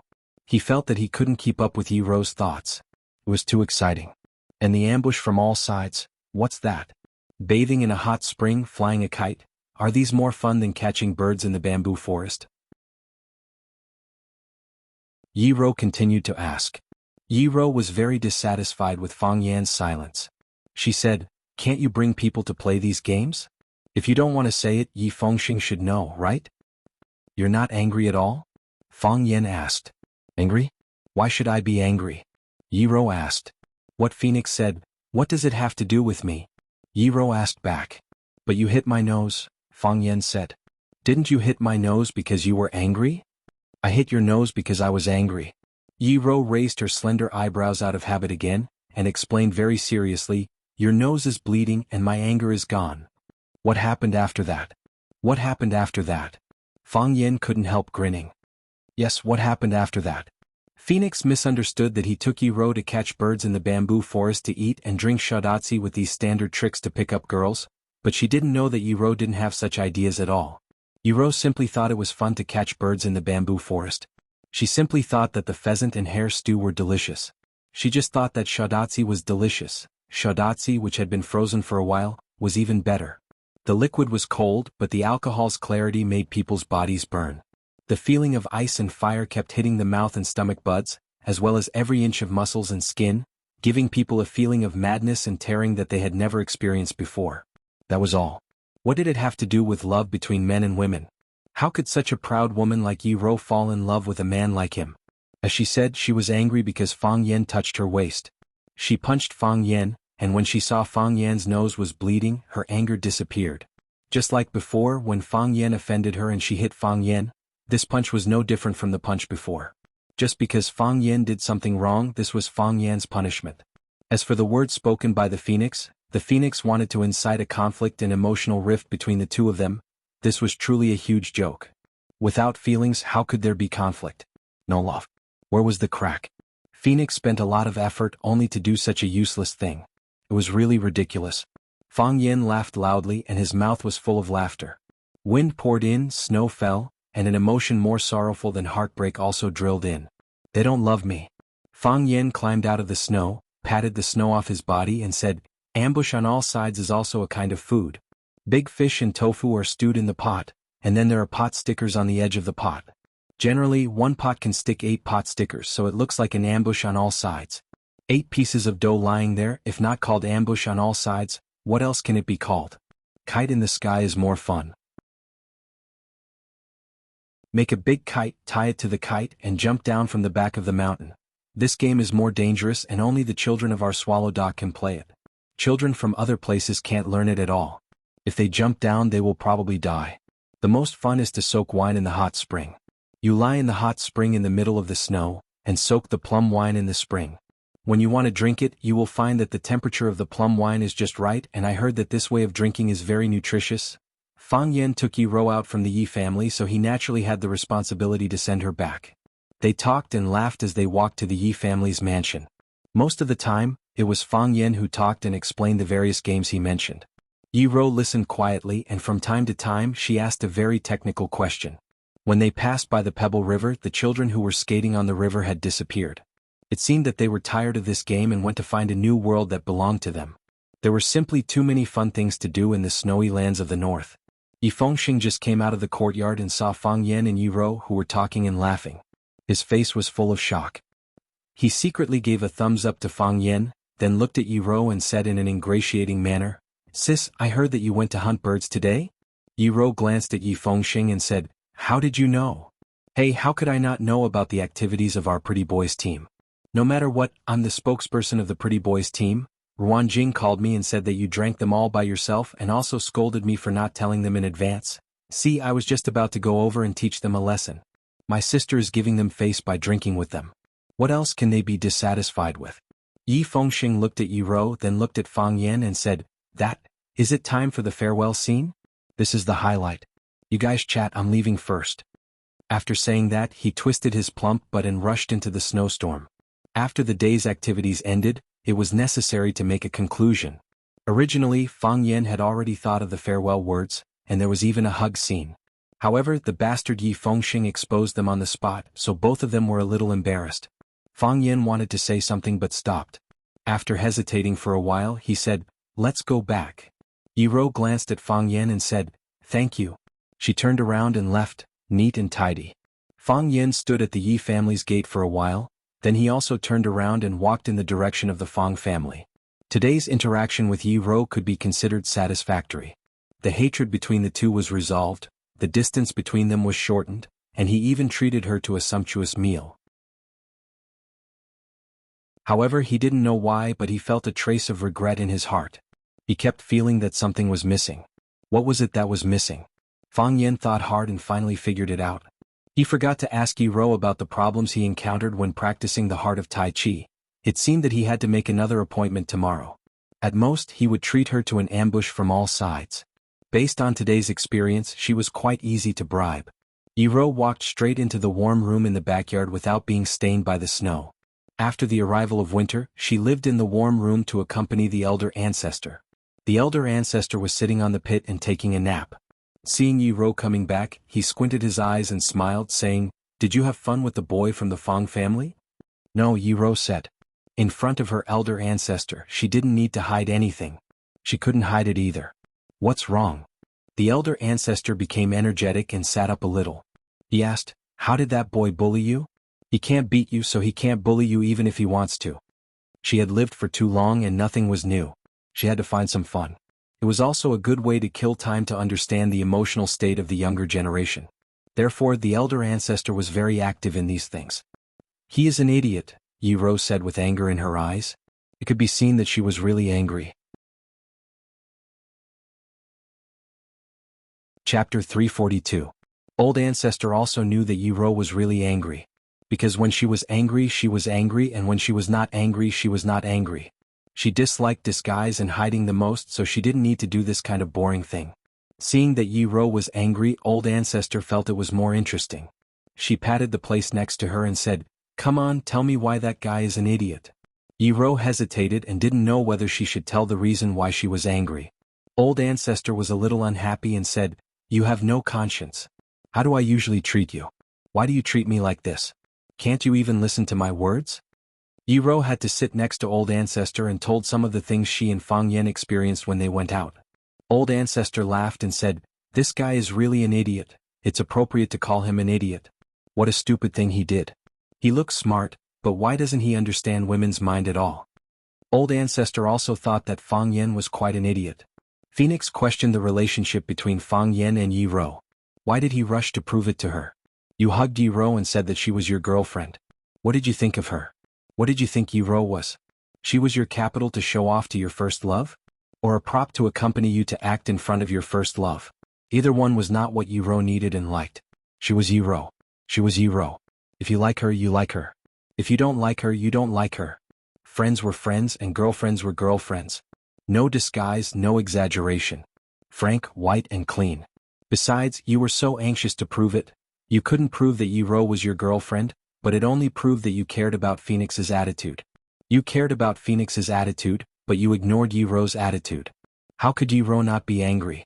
Thinking that Fang Yan dared to treat her as a substitute, Yi Ro couldn't suppress her anger. She wanted to beat the crap out of him. If she didn't feel sorry for him lying in the snow and telling the story of a lovelorn, she thought she would really do that. She hesitated for a long time and wanted to ask, do you want to die? In the end, the question that came out of his mouth was, what is ice fishing? Which did not require any technical content. She was such a smart woman. How could she not understand what it meant to fish from the ice? The funny thing was that the idiot actually explained to her all the way, and his expression was so serious. The great ancestor held Yi Ro's hand, laughing so hard that she gasped for breath. She said, oh my son, my little girl has never been bullied like this before. That guy, if he dares to come here again, I'll break his legs. What did he do? Fang Mansion. In the living room. Fang Yan said proudly to his mother Lu Wan, we had a good chat. We caught birds together, ate, drank and even took a walk back. I sent her to her doorstep. When Fang Yan and Yi Ro made an appointment to take a walk in the snow, all eyes in Swallow Dock were attracted to them. Everyone knew that the Fang family and the Yi family were not on good terms. The annual martial arts competition between the two families was the best proof. Even better proof was that the little girl of the Yi family, Yi Ro, had never shown mercy to the Fang family's Fang Yan. But this time, when Fang Yan suddenly came back, he suddenly visited the Yi family with gifts and asked Yi Ro out for a walk, which attracted many people's guesses. What kind of show was this? The Yi family naturally paid attention to it. As soon as Fang Yan came back, he was pulled over by his mother for questioning. Did you kowtow to the great ancestor? Lu Wan asked with uncertainty. Yes, I did. Fang Yan said. The great ancestor is eating cucumbers. It seems that he has good teeth. Miss Yi, why did she agree to go out for a walk with you? Fang Yan was stunned and thought, my mother doesn't believe in her son's charm. Isn't it normal for me to ask a little girl out for a walk? What's there to doubt? Maybe it's because we have a good relationship. Fang Yan said. She's beaten me up for so many years. She treats me differently from others. That's true. Lu Wan nodded. You really didn't fight this time? I didn't fight. Fang Yan had to repeat this sentence again and said, I went to the Yi family to thank them. Why did I fight? After today's conversation, my relationship with Yi Ro has improved by leaps and bounds. She is a little different from what I knew before. Fang Yan thought of her sad expression when she saw the flock of birds desperately hitting the net and those young birds refused to leave for a long time. He said, she is very kind. He touched his nose that was still hurting and added, "Of course most of the things we know are the same. She is still as brutal and violent as before. For some reason she likes to beat people." Fang Yixing pretended to walk into the living room by accident. He glanced at Fang Yan and asked, "Did you see the great-uncle Fang?" "Yes," Fang Yan said. The great-uncle Fang his father mentioned was the eldest of the Yi family's 3 tigers Yi Daowen. The eldest was dedicated to cultivation and his skills were unfathomable. The second eldest, Yi Daoxian, worked in the military and was a very powerful senior official in the General Staff headquarters. The third eldest, Yi Daoling, was mainly engaged in economic research. He was a core figure in the Yanhuang Kingdom's think tank. This was the origin of the Yi family's 3 tigers and the reason why the Yi family had a high status in Swallow Dock. Sanhu was an extremely filial person. Sanhu's father and uncles were also filial people. Therefore, the great ancestor was like an ancestor in the Yi family. Usually no one objected to what she said. She doted on Yi Ro. Yi Ro was the pearl of the Yi family. Of course, even if she didn't dote on Yi Ro was still the pearl of the Yi family. The title of the number 1 of the younger generation in Neijiang was very beneficial to the Yi family. She had achieved so much at such a young age. Who knew how far she would go in the future? "What did he say?" Fang Yixing asked. "We chatted for a while. He told me to go in and kowtow to the great ancestor." "I went in," Fang Yan said with a smile. "Of course he skipped some steps in the middle." "He took the initiative to ask you to kowtow to the great ancestor?" A light flashed in Fang Yixing's eyes. "Yes," Fang Yan nodded and said. Fang Yixing smiled with relief and said, "You should visit the old man sometimes. You should also ask Miss Yi. She is more powerful than you and she entered that realm earlier than you. She will be of great help to you." Fang Yan nodded seriously and said, "I will." Fang Yixing knew that his son really didn't need his advice. He took a book and walked into the study again, walking briskly. Fang Yan looked at Lu Wan and said with a smile, "I'm going to see the old drunkard. I want to see if he has woken up." Lu Wan slapped Fang Yan's head and said, "How can you call him the old drunkard?" "I'm used to it," Fang Yan said with a smile. "If I don't call him the old drunkard, he probably won't be used to it." Lu Wan sighed softly and said, "He has been living too hard. I'll ask the kitchen to make some dishes and send them over. You can drink with him." Perhaps it was because the land in Swallow Dock was not worth much money, but every family and household in Swallow Dock lived in a large courtyard. The courtyard was divided into the front yard and the backyard. The front yard was small and refined while the backyard was wide and dense. Some of the backyards were like a maze, with many important or very unimportant people living there. There was an independent small courtyard near the back door of Fang Yan's backyard. That small courtyard was the old drunkard's residence. Before he got close, the smell of wine had already hit his nose. The smell of wine was mixed with the cold air and transmitted into his body through his nostrils. His heart and lungs were filled with the strong smell of shadaozi. The courtyard was filled with big jars and the jars were filled with shadaozi. The old drunkard only drank shadaozi, and he only drank the shadaozi that he brewed himself. Fang Yan asked him the reason, but he said that he had no money to buy it. Fang Yan didn't believe his nonsense. No matter how poor the Fang family was, they could not afford to buy shadaozi that he drank more than 10 kilograms or dozens of kilograms a day. He must be afraid that the shadaozi outside was formaldehyde mixed with water, which would cause his body to be poisoned. Fang Yan once again realized that the problem of food safety could not be ignored. Even these martial arts masters were afraid of being poisoned. The door of the courtyard was not closed and the door had never been closed. Everyone could enter but few people were willing to enter. Entering was the rule of the old drunkard. Of course he only drank with the people he liked. This was also the rule of the old drunkard. Therefore only a few people such as Fang Yan Yi Ro and the hero and hero could enter the courtyard in the end. Fang Yan pushed the door and walked in. A tall figure was standing in front of the wine jar, stirring the liquid in it slowly with a spoon. Bursts of wine fragrance came out, with the intoxicating smell of food and alcohol.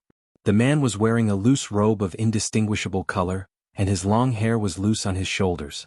His figure was thin, but it did not make people feel that he was frail. He was not wearing shoes or socks and stood barefoot in the accumulated snow in the courtyard. The loose robe with big sleeves, the barefoot drinking wine, the long hair draped over his shoulders, and the cultured and refined man. These were the iconic characteristics of the inner Jianghu's number 1 Mo Qingdi. The people of Swallow Dock all knew that the reason why Bai Xiu dressed like that was to imitate Mo Qingdi. because Mo Qingdi was Bai Xiu's idol. Many people said that Bai Xiu had already grasped 70% of Mo Qingdi's essence, but Fang Yan, who understood Mo Qingdi, felt that Bai Xiu only had the appearance but not the spirit. Mo Qingdi's every move was casual and natural, but Bai Xiu's words and actions always gave people a feeling of bashfulness and stiffness. Of course, this could not be ruled out because Fang Yan had always been hostile to Bai Xiu. "You're here?" the old drunkard asked. "I'm coming," Fang Yan answered.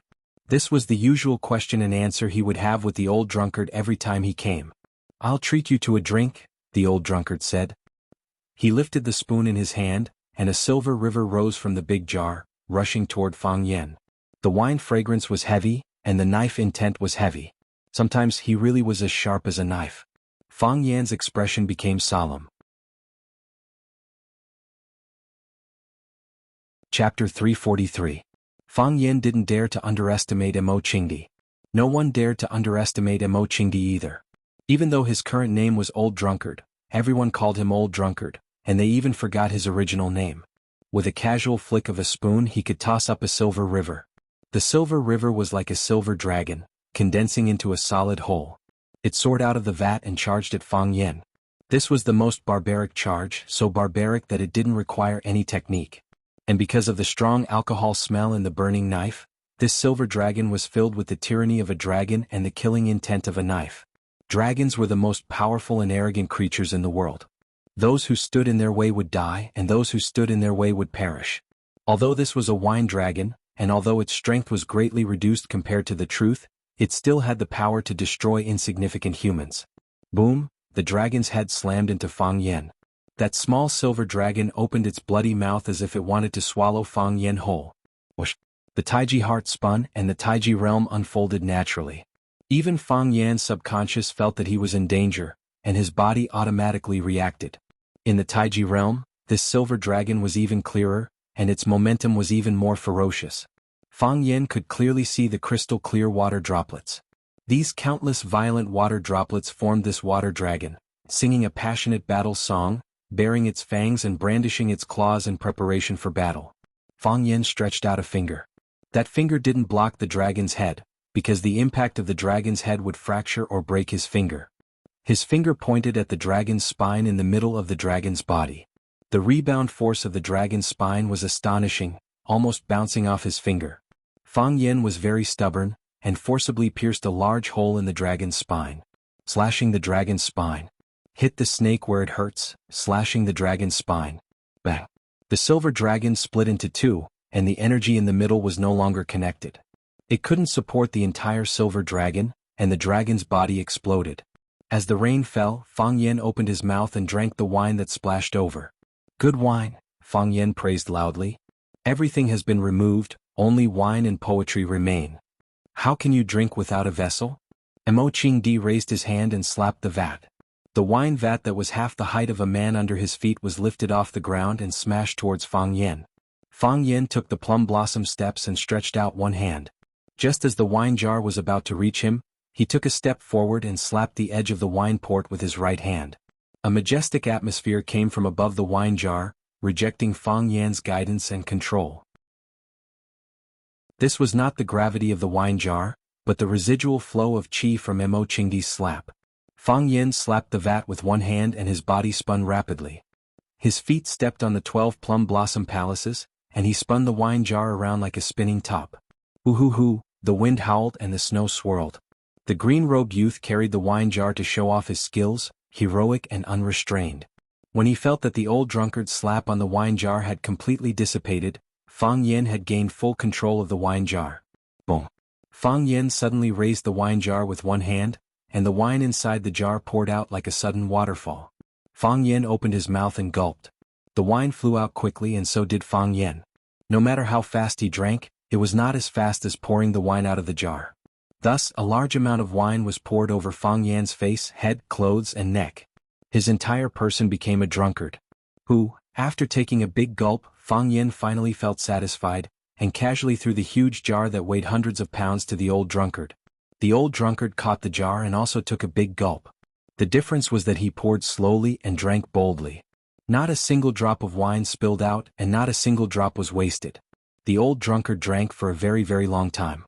Fang Yen was also used to this way of drinking. Boom, the old drunkard reached out and the wine jar fell back to its original place. The two looked at each other and laughed. Fang Yen laughed happily and the old drunkard laughed happily. In one's life, having 2 or 3 bosom friends accompany you to drink and eat with you was the greatest joy. The stray cat in the corner was scared away, and the rat that stole the wine was startled. Even the fluttering snowflakes didn't dare to get close to him.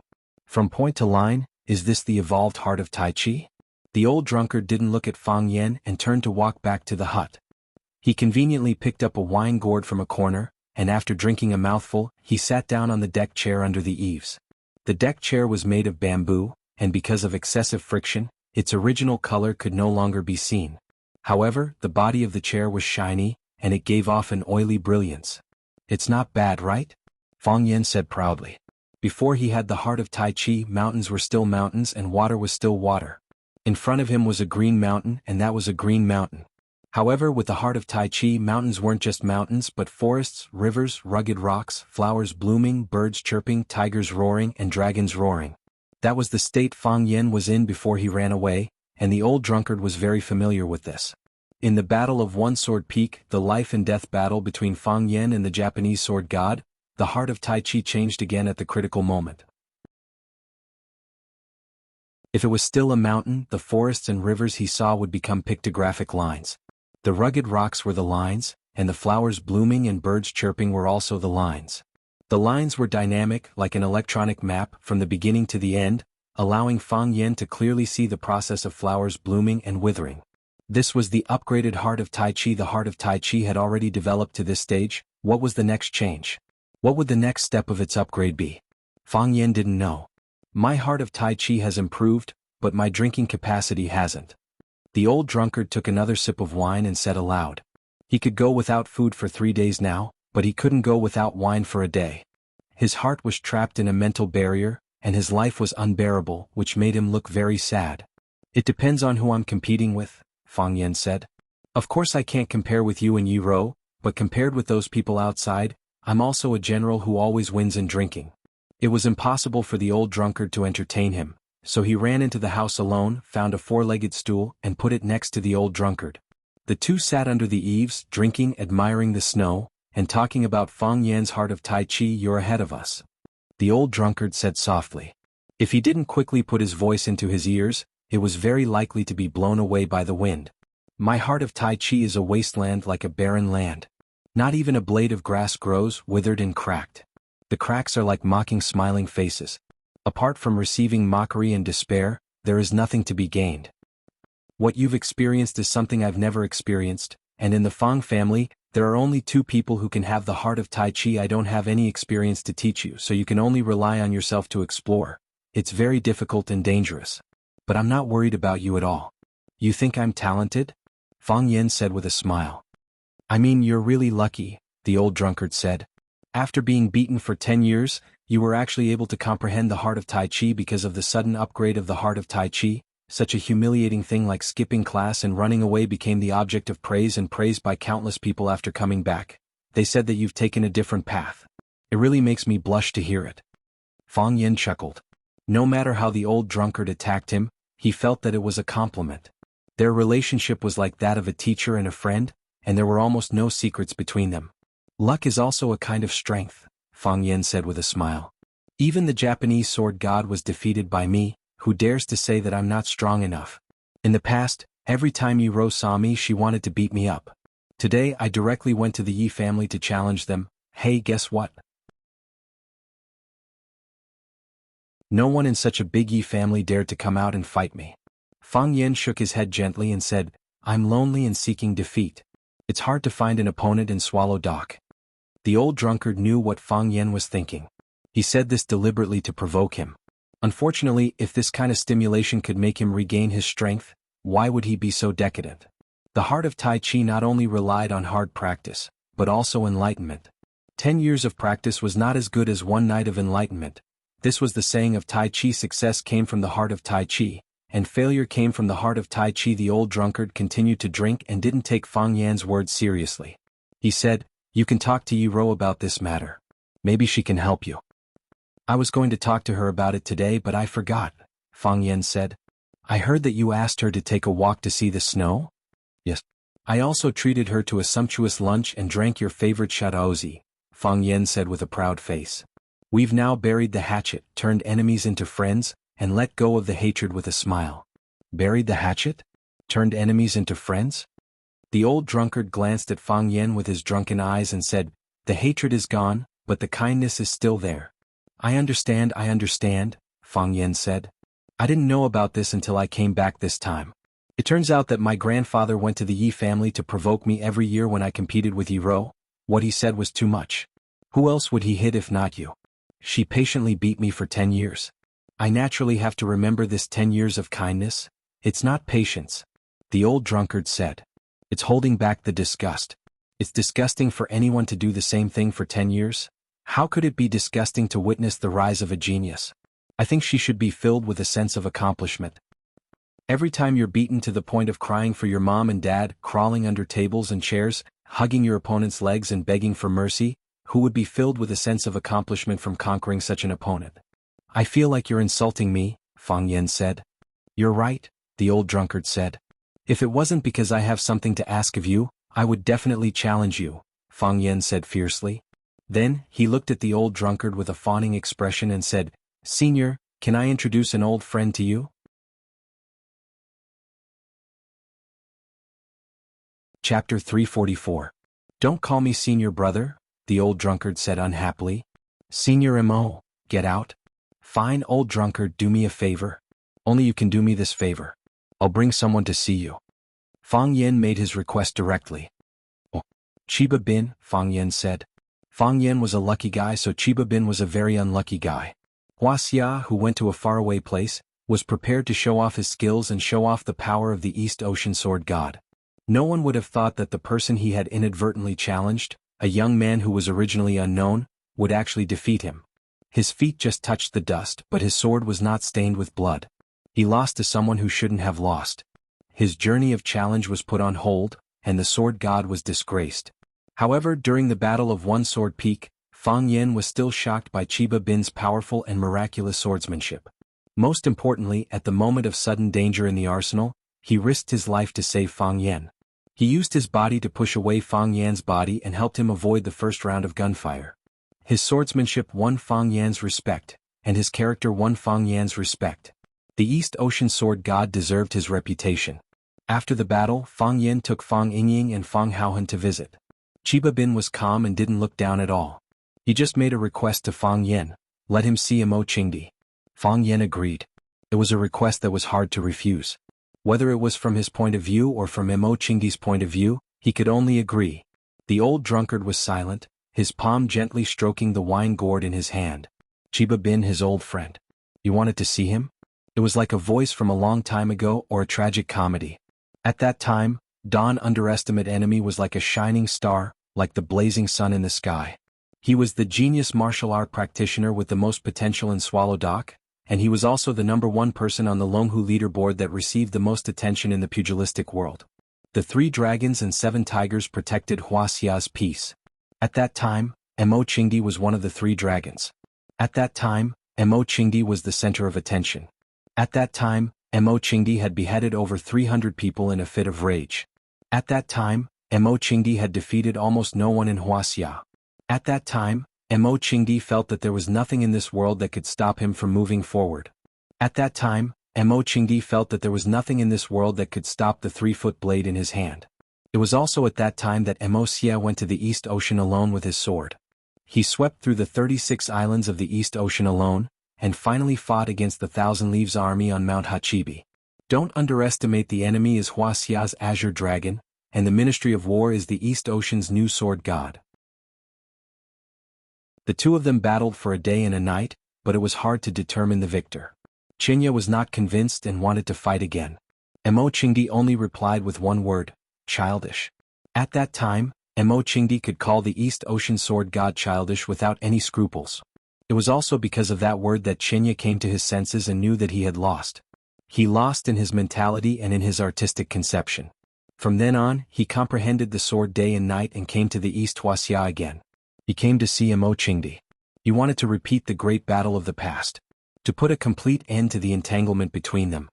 Fang Yen looked at the old drunkard and said in a deep voice, "In fact, I hope you refuse.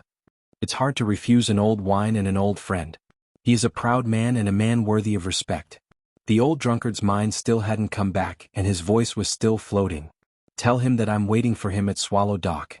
After getting the old drunkard's affirmative answer, Fang Yen suddenly lost interest in talking. He felt that he was also a man of Wulin, but sometimes he didn't understand the thoughts of Wulin people at all. He stood up, patted the snow on his body and said, "It's late. Go back to sleep." The old drunkard didn't seem to hear Fang Yan's words. He was still lying lazily on the smooth recliner. He took a sip of wine and looked sad. His thoughts were integrated into the boundless land. That year it was also snowing in the capital. The two dragons fought against the Black Tortoise Gate. The Azure Dragon's meridians were broken and he died in the battle. And his opponent was the Dragon God. With the strong and turbulent burning knife in his mouth, he felt sad and bitter. He was no different from Qianya. They were both the waves in the Yangtze River that pushed the waves in front. Outside the courtyard wall, Fang Yan's tuneless singing came. Hot blood surged like the waves in the river, like the waves in the sea, often stirred in my heart. Just because the shame hasn't been cleared, indignation can't be dispelled. Hot blood melted like a flamer, like the rising sun, often surged in my heart. Get up quickly to get rid of evil for yourself, be loyal to the country. Get up quickly to get rid of evil for yourself and be loyal to the country. Get up quickly to get rid of evil for yourself and be loyal to the country. Get up quickly to get rid of evil for yourself and be loyal to the country. No one knew whether it was intentional or not, but Fang Yen sang the last sentence over and over again. Every time he sang it, it was more passionate and hot-blooded than before. This voice was frozen by the heavy snow and blown away by the strong wind. It went straight to the sky and reached the 9 provinces. The old drunkard's body was curled up on the recliner.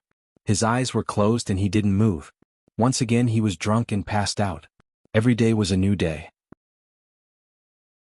Every time he opened his eyes, there would be a surprise.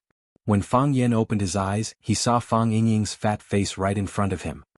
He resisted the urge to punch him and said angrily, "Can you please brush your teeth the next time you wake up? Don't you know that your tone is very heavy?"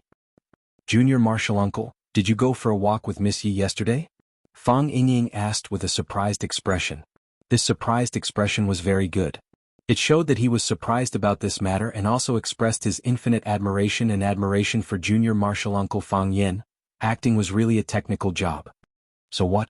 Fang Yen felt that Fang Yingying's face was a little more amiable. Isn't this a very normal thing? You can't say that. Other than Junior Marshal Uncle, who else in Swallow Dock is qualified to go for a walk with Miss Yi? We've been in Swallow Dock for so many years, but we've never heard of Miss Yi going for a walk with a man hand in hand. Fang Yingying said with a proud expression. Yesterday Fang Haohan and I went to the city to buy some New Year's goods. When we came back today we heard about this, so we specially came over to congratulate Junior Marshal Uncle. Just for this? You really don't know much. Could you please move your head back a little? Fang Yen pushed Fang Yingying's head away, lifted the quilt, and jumped out of bed. It's not just this. Fang Yingying said with a smile. Jiang Qin called me and said that she couldn't get through to your phone. She's looking for you quite urgently, and wants you to call her back. Jiang Qin. Fang Yen just remembered that he had promised Jiang Qin that he would contact her after the winter break. She and Yuan Lin wouldn't be in a hurry to return to Huaqing after the break. They would wait for him in Yanjing and he would accompany them for a walk around Yanjing City. Fang Yen looked around for his phone, but found that it was nowhere to be found. I called many times but it's turned off. Fang Yingying said. Fang Yen thought seriously for a long time and said, I don't know if it fell in the bamboo forest or in the snow yesterday, or maybe I lost it when I was having a snowball fight with them. Forget it, lend me your phone for a while. Fang Yen took Fang Yingying's phone and asked, How did Jiang Qin get your phone number? Fang Yingying said embarrassedly, I think she's pretty, so I wanted to acknowledge her as a younger sister. She agreed? No. Why? She said she's your younger sister and she's worried that people will misunderstand me as her biological brother. Forget it, let's not talk about these sad things. Fang Yingying said very sadly. I'm also very handsome, but why can't I be liked by girls like Junior Marshal Uncle? What's wrong with me? Fang Yen quickly dialed Jiang Qin's number. Jiang Qin picked up very quickly and shouted with surprise, Mr. Fang, is that you? It's me. Fang Yen felt the joy in her voice and said with guilt, Jiang Qin, I'm really sorry, I said I'd look for you when I came back. I've been very busy since I came back. I know. I understand. Jiang Qin comforted him. You haven't been home for so long, you must have been very busy. We don't blame you at all. You? You and Yuan Lin? Yes. Didn't we agree on it? We'll wait for you at school after the holidays. Do you have time now? Yes. Fang Yan said. Although he was avoiding Jiang Qin and Yuan Lin a bit, and felt that the way these two girls looked at him wasn't quite right. But in his eyes they were just two kids. They came to Yinjing from the faraway Huaqing to study, and as an elder, he had the responsibility to take care of them on behalf of their parents. Where are you? I'll go find you. Really? When are you coming? Jiang Qin asked excitedly. Yuan Lin's cheering voice came from the other side of the phone. Let's go now. Fang Yan calculated the time and said, let's have lunch together at noon. Okay. Yuan Lin and I will wait for you at school. Call me when you're almost there and we'll pick you up at the school gate. See you later. Fang Yan said. After hanging up the phone, Fang Yan saw Fang Yingying looking at him pitifully. Hero, lend me your phone for a day. I'll return it after I buy a new one. Fang Yan directly put Fang Yingying's phone into his pocket. No problem. Junior Marshal Uncle, you can use it whenever you want, it doesn't matter how long you use it. Junior Marshal Uncle, actually I don't have any plans today. Fang Yingying looked at Fang Yan with a face full of smiles, his meaning was quite obvious. You don't have any plans? Fang Yan thought for a moment and said, then you can sweep the snow at home. Sweep the snow in the front and backyard so it's not inconvenient to walk.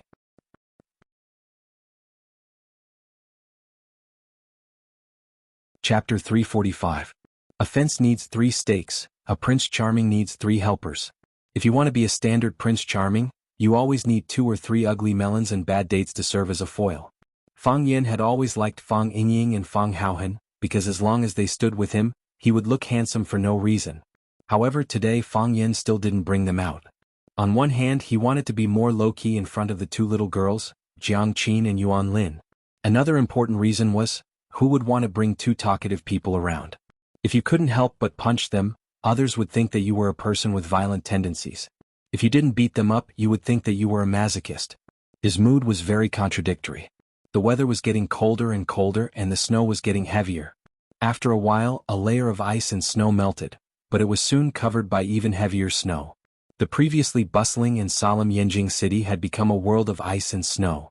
It always felt like the sky was covered with a layer of gray gauze, but because of the small white fairies, it became a bit of a fantasy and romantic feeling. The snow was too heavy and people were not willing to go out.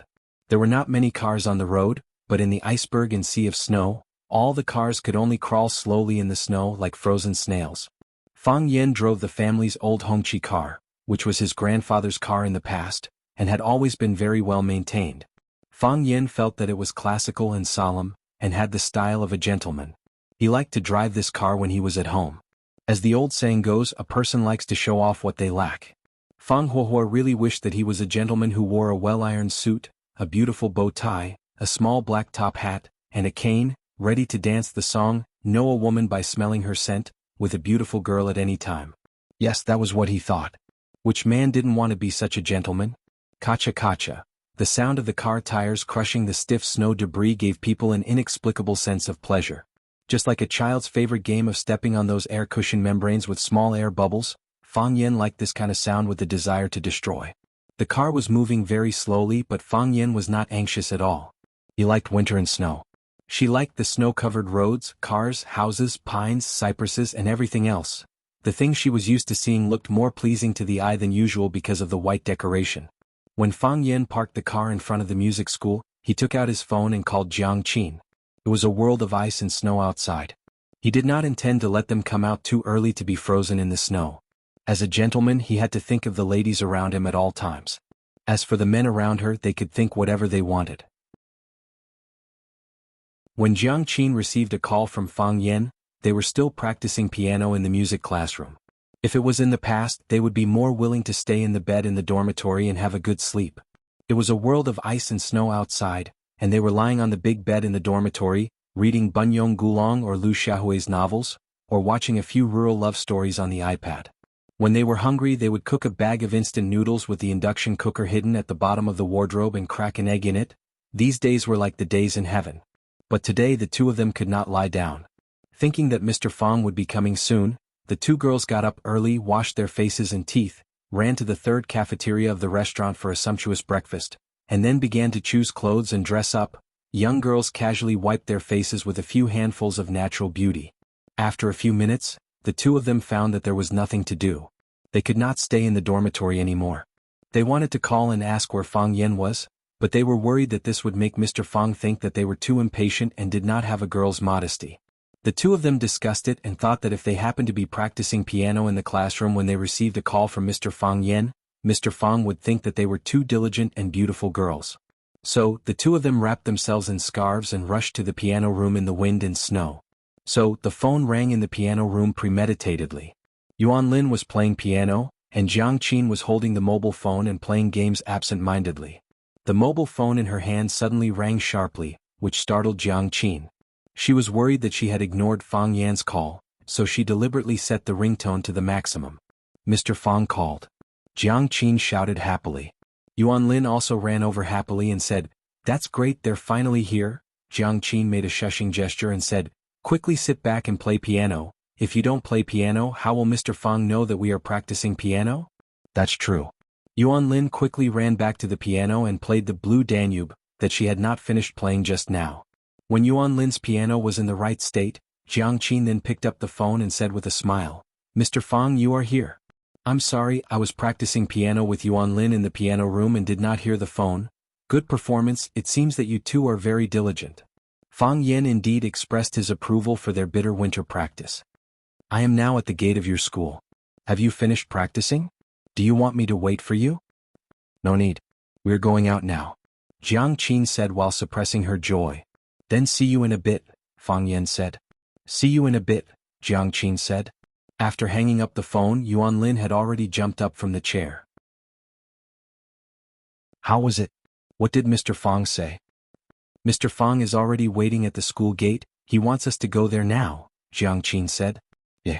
The two girls jumped up and gave each other a high five, then quickly packed their bags and prepared to go out. Kacha, kacha. They ran around the school, their beautiful furry boots stepped on the deep snow, leaving 2 lines of crooked footprints. From time to time they would kick the pine branches on the side of the road, and the snow on the pine needles would fall down, splashing all over their bodies and into their collars. They were so cold that they were shivering, but they still giggled. Even the wind and snow felt their joy and danced around them. Screech, a black car stopped beside them. The window opened and a pleasant male voice shouted to them, "Junior sister, junior sister." Jiang Qin and Yuan Lin stopped and looked at the boy waving at them, so they had to walk over. Jiang Qin looked at Guanyu and said, "Senior brother, why are you two back?" The students of the music academy were on vacation, but they were not students of the school, but disciples of teacher Mao Xianping. Therefore the school system was invalid for them. As long as they were willing, they could go to teacher Mao Xianping at any time to ask for advice. Teacher Mao Xianping knew that Jiang Qin and Yuan Lin had not gone home, so he would give them advice from time to time. Whether it was for the sake of summer or the musical talent shown by Jiang Qin and Yuan Lin, they all required teacher Mao Xianping to spend more effort and energy on them.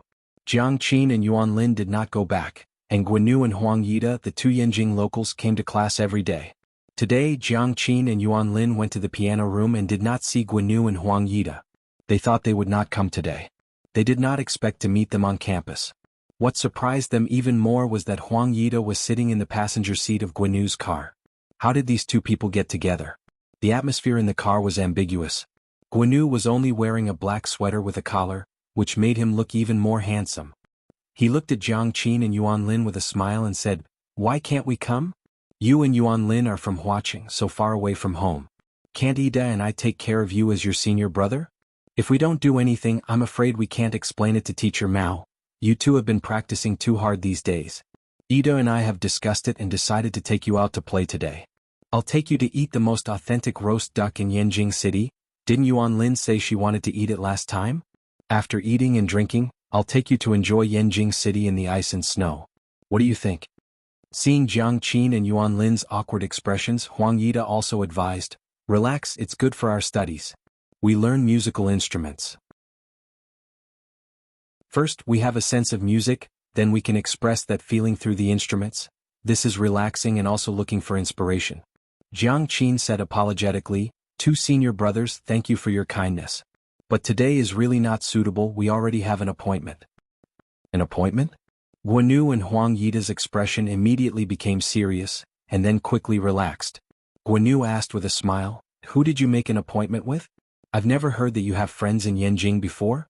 Is it senior sister Xia Tian? If it's her, then it's even better. We haven't seen her for a long time, today we can play and learn from her, not sister Xia Tian," Yuanlin said. "It's our friend, a very good friend." Yuanlin didn't say that Fang Yan was their teacher. She was worried that Guanu and Huang Yida would misunderstand. They didn't care much, but they didn't want to bring any bad influence to teacher Fang Yan. The incident with Brother Wolf and Huaqing had already left them with lingering fears. Especially Jiang Qin, because after the photos of her dancing with teacher Fang Yan were exposed, it caused many media in Huaqing to criticize Fang Yan. Even her mother was worried that there was some unspeakable secret between her and her teacher, so she chased teacher Fang Yan out of the small courtyard. A very good friend? Huang Yida squinted his eyes and smiled. That's even better. Your friends are also our friends. Since you're in Yanjing City, let us, the hosts, treat you to a meal?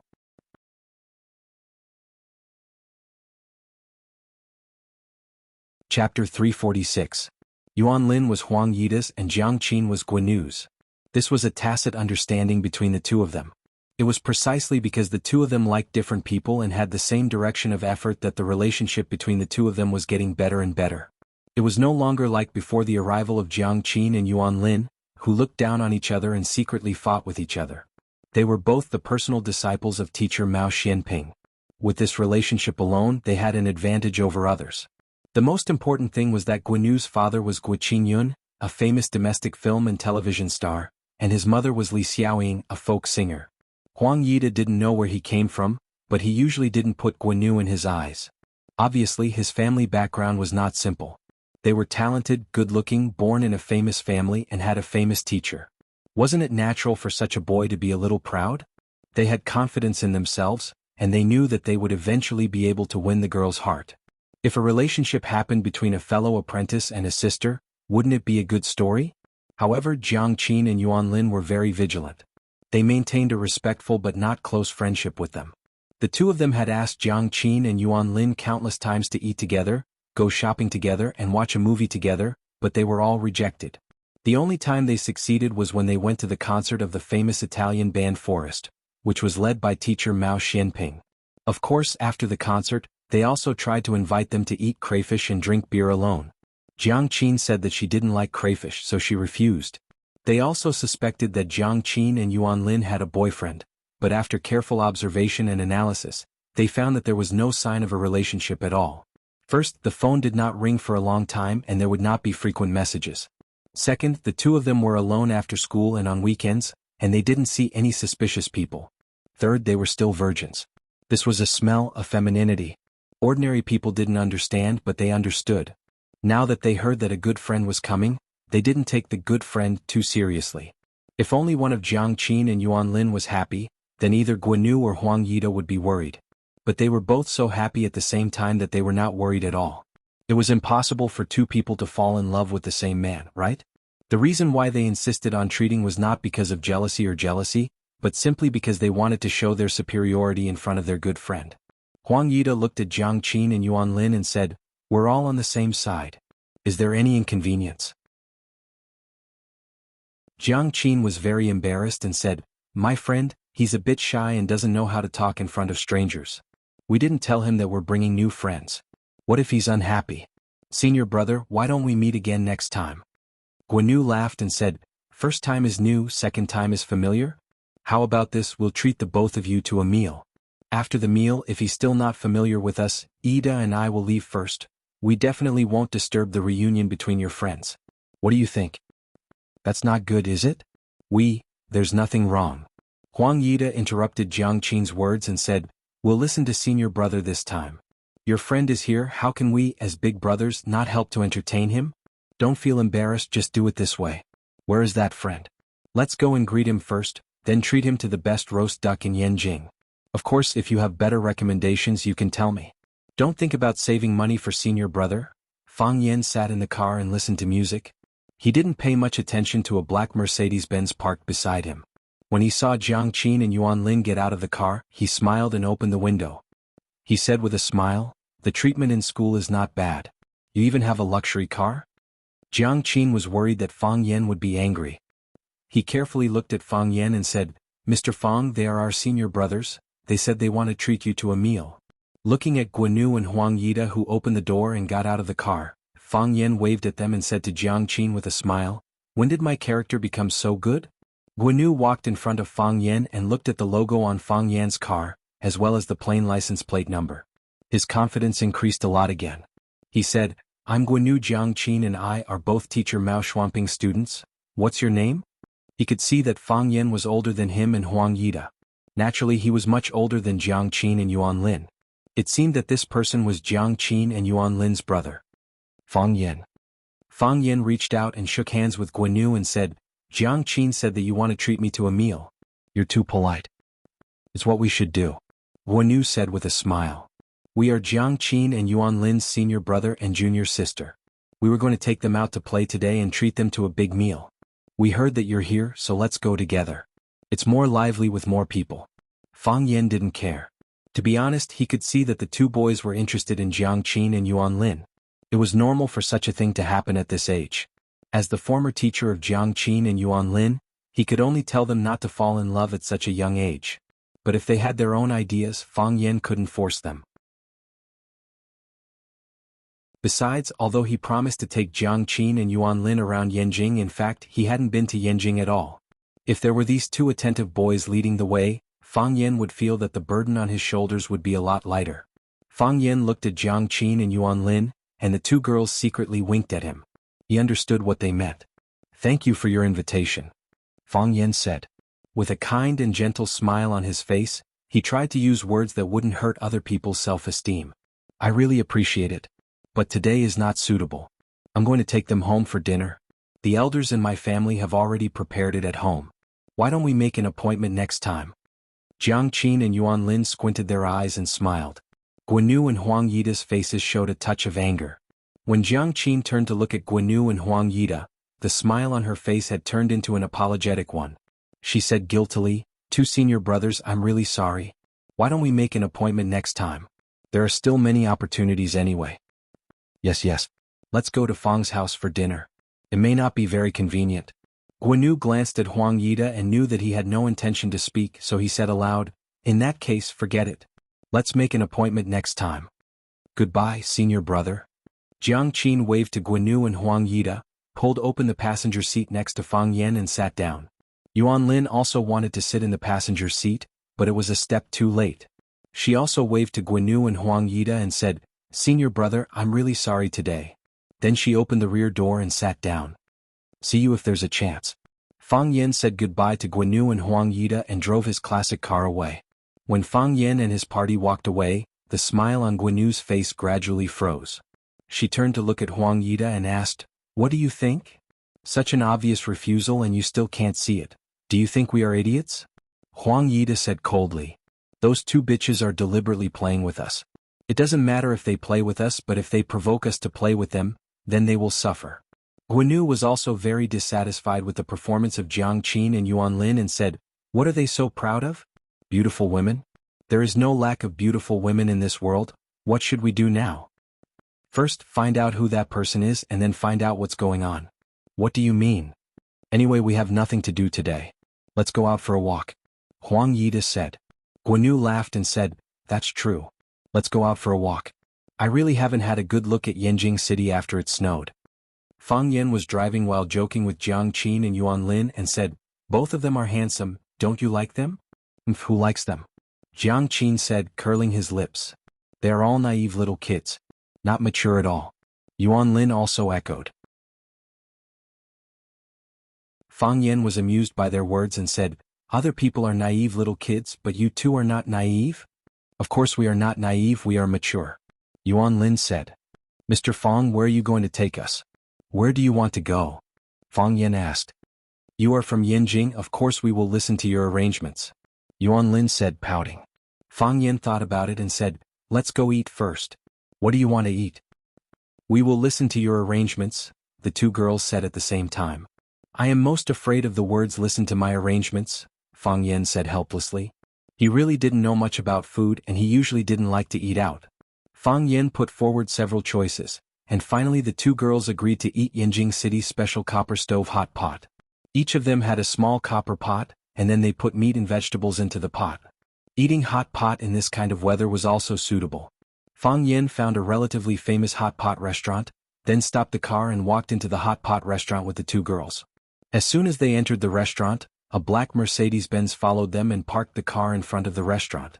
Guanyu and Huang Yida also opened the door and got out of the car, then walked into the hot pot restaurant. They actually followed them all the way here. On the main road in front of the hot pot restaurant, a black Buick off-road vehicle was parked. Sitting in the car was a man in black wearing sunglasses. He looked at the antique door of the hot pot restaurant and said, "Fang Yen has entered the capital."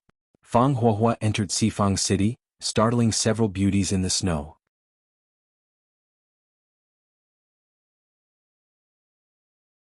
Chapter 347. In the sizzling hot pot, thin slices of mutton, duck blood, vermicelli, bean sprouts, frozen tofu, and emperor's dish were put in, accompanied by garlic soy sauce or peanut butter. The hot pot was delicious. Fang Yen, Jiang Qin, and Yuan Lin were sweating profusely. The three discussed the afternoon itinerary while eating, and the final result of the discussion was to go to Mount Tongshan to soak in the hot spring. Of course, this was decided by the two little girls, Jiang Qin and Yuan Lin. Fang Yen originally proposed to go to the zoo or aquarium so that they could laugh for a long time.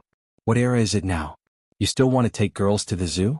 Fang Yen told them very seriously that he only regarded them as children, not as girls. The two girls went crazy together and kicked Fang Yen several times under the table. This scene made Guanyu and Huang Yida in the distance even angrier. In their eyes, these three people were clearly flirting. They usually pretend to be saints, but now look at their debauchery, Guanyu sneered. It seems that their relationship is not simple. Huang Yida's eyes were also full of sparks and he said angrily, "Previously, for the sake of the same teacher, we took care of them. Now it seems that our performance is still too gentle. Yes, we should use some different means. Otherwise they will treat us as a poor spare tire." Guanyu said. "What's the way on senior brother's side?" Huang Yida came a few days earlier than Guanyu, and he was the first disciple of Mao Xianping. Guanyu came a little later than him, so he called him senior brother. "There is a way, but which one to take? It depends on their performance and my mood," Huang Yida said in a sarcastic tone. "Now it seems that the kid has a lot of means. One dragon and two phoenixes enjoying the happiness of the world. I have to admire him." "Who said that just now?" "He said that he is shy in front of strangers and I'm afraid that he can't even speak.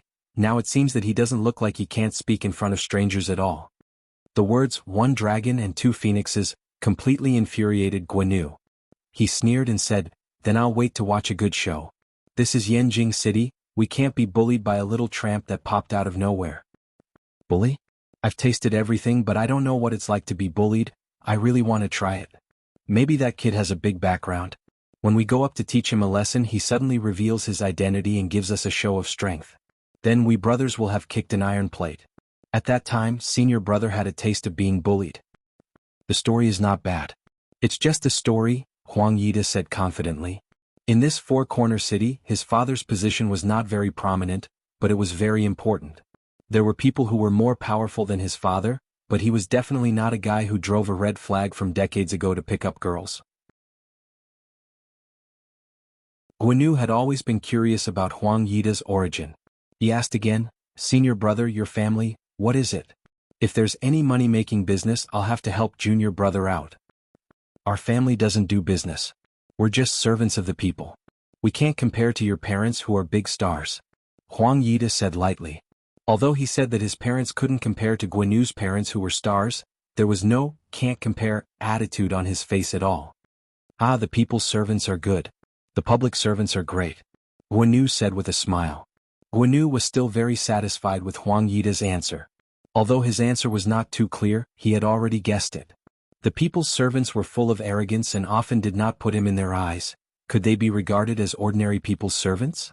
If they didn't reach that level, they were not qualified to be shameless and arrogant in front of him. After eating and drinking to their heart's content, Fang Yen paid the bill, and the three drove to Mount Tang, which was near Yanjing. After eating and drinking to their heart's content, Fang Yen paid the bill and the three drove to Mount Tang, which was located near Yanjing. Although it was Jiang Qin and Yuan Lin who proposed to soak in the hot spring, Fang Yan also thought it was a good idea. On this snowy day they could find a hot spring to soak in the afternoon, drink a glass of grape juice or cold plum wine, and let the two little beauties massage his back and shoulders. Thinking of this, Fang Yan was still looking forward to it. Mount Tang was full of hot springs, but the most famous one was the first-class hot spring. The first-class hot spring had a very long history. It was said that an emperor of the Ming dynasty liked to soak in the hot spring here during the summer. The first-class hot spring was also named by the emperor himself. Later, after many renovations and expansions, the first-class hot spring became the largest and most luxurious hot spring villa in the Mount Tang area. After parking the car in the parking lot of the first-class hot spring, the three walked to the reception hall. A beautiful receptionist wearing a peony cheongsam greeted them with a smile and asked if the three wanted to go to the public area to soak or a private courtyard to soak. Fang Yan thought about it and said, "Then let's get a private courtyard."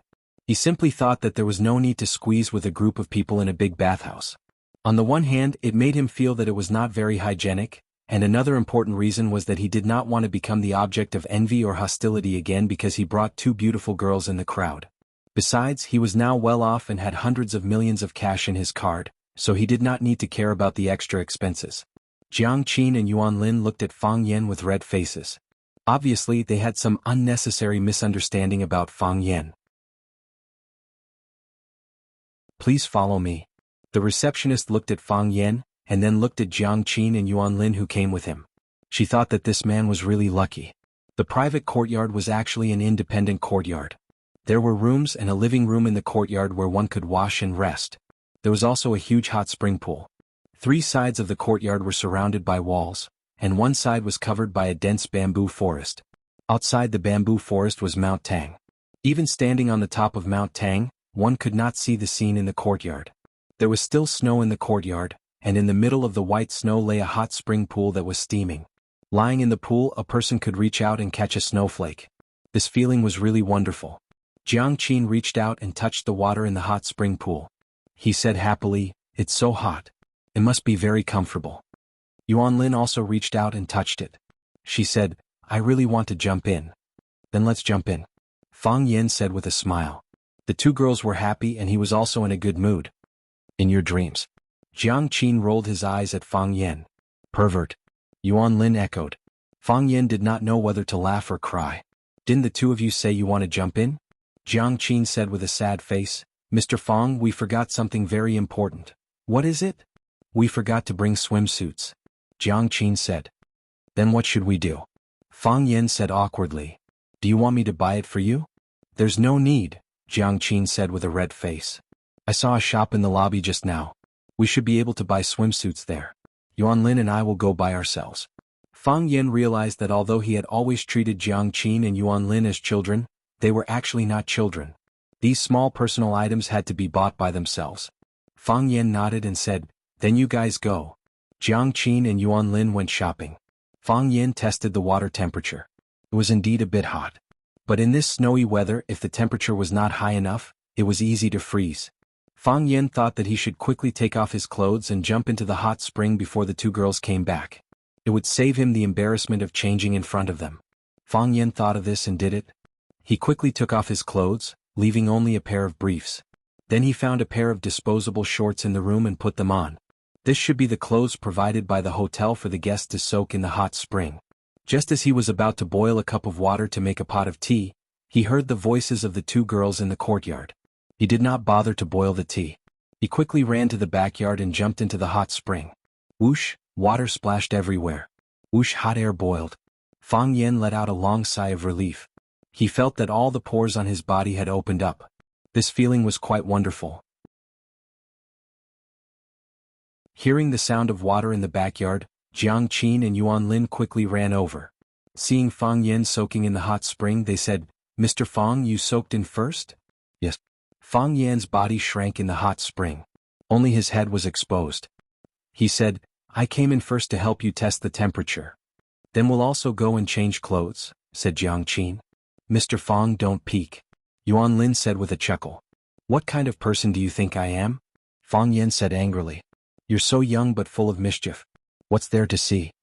Fang Yan leaned his head against the stone wall at the edge of the hot spring and closed his eyes to take a nap. This was indeed a place for people to relax. After an unknown period of time, Jiang Qin's voice was heard. The girl's voice was soft and timid. She said, "Mr. Fang, can you close your eyes first?" "Close my eyes?" Fang Yan thought for a moment. He had already closed his eyes. However, after being reminded by Jiang Qin, he opened his eyes and glanced at the room. He said, "What's wrong? Why do you want me to close my eyes?" "Mr. Fang, don't peek." Yuan Lin's body was hidden behind the curtain. Only her small head was peeking out. Seeing Fang Yan open his eyes and look around, she immediately shouted mercilessly. I didn't look. Fang Yan quickly explained. In order to prove his innocence, he buried his whole head in the hot spring. He held his breath for a long time. When he felt that the air in his chest had been used up, he suddenly drilled out of the pool. Then he saw two little mermaids in swimsuits sitting on the other side of the pool and looking at him with a smile.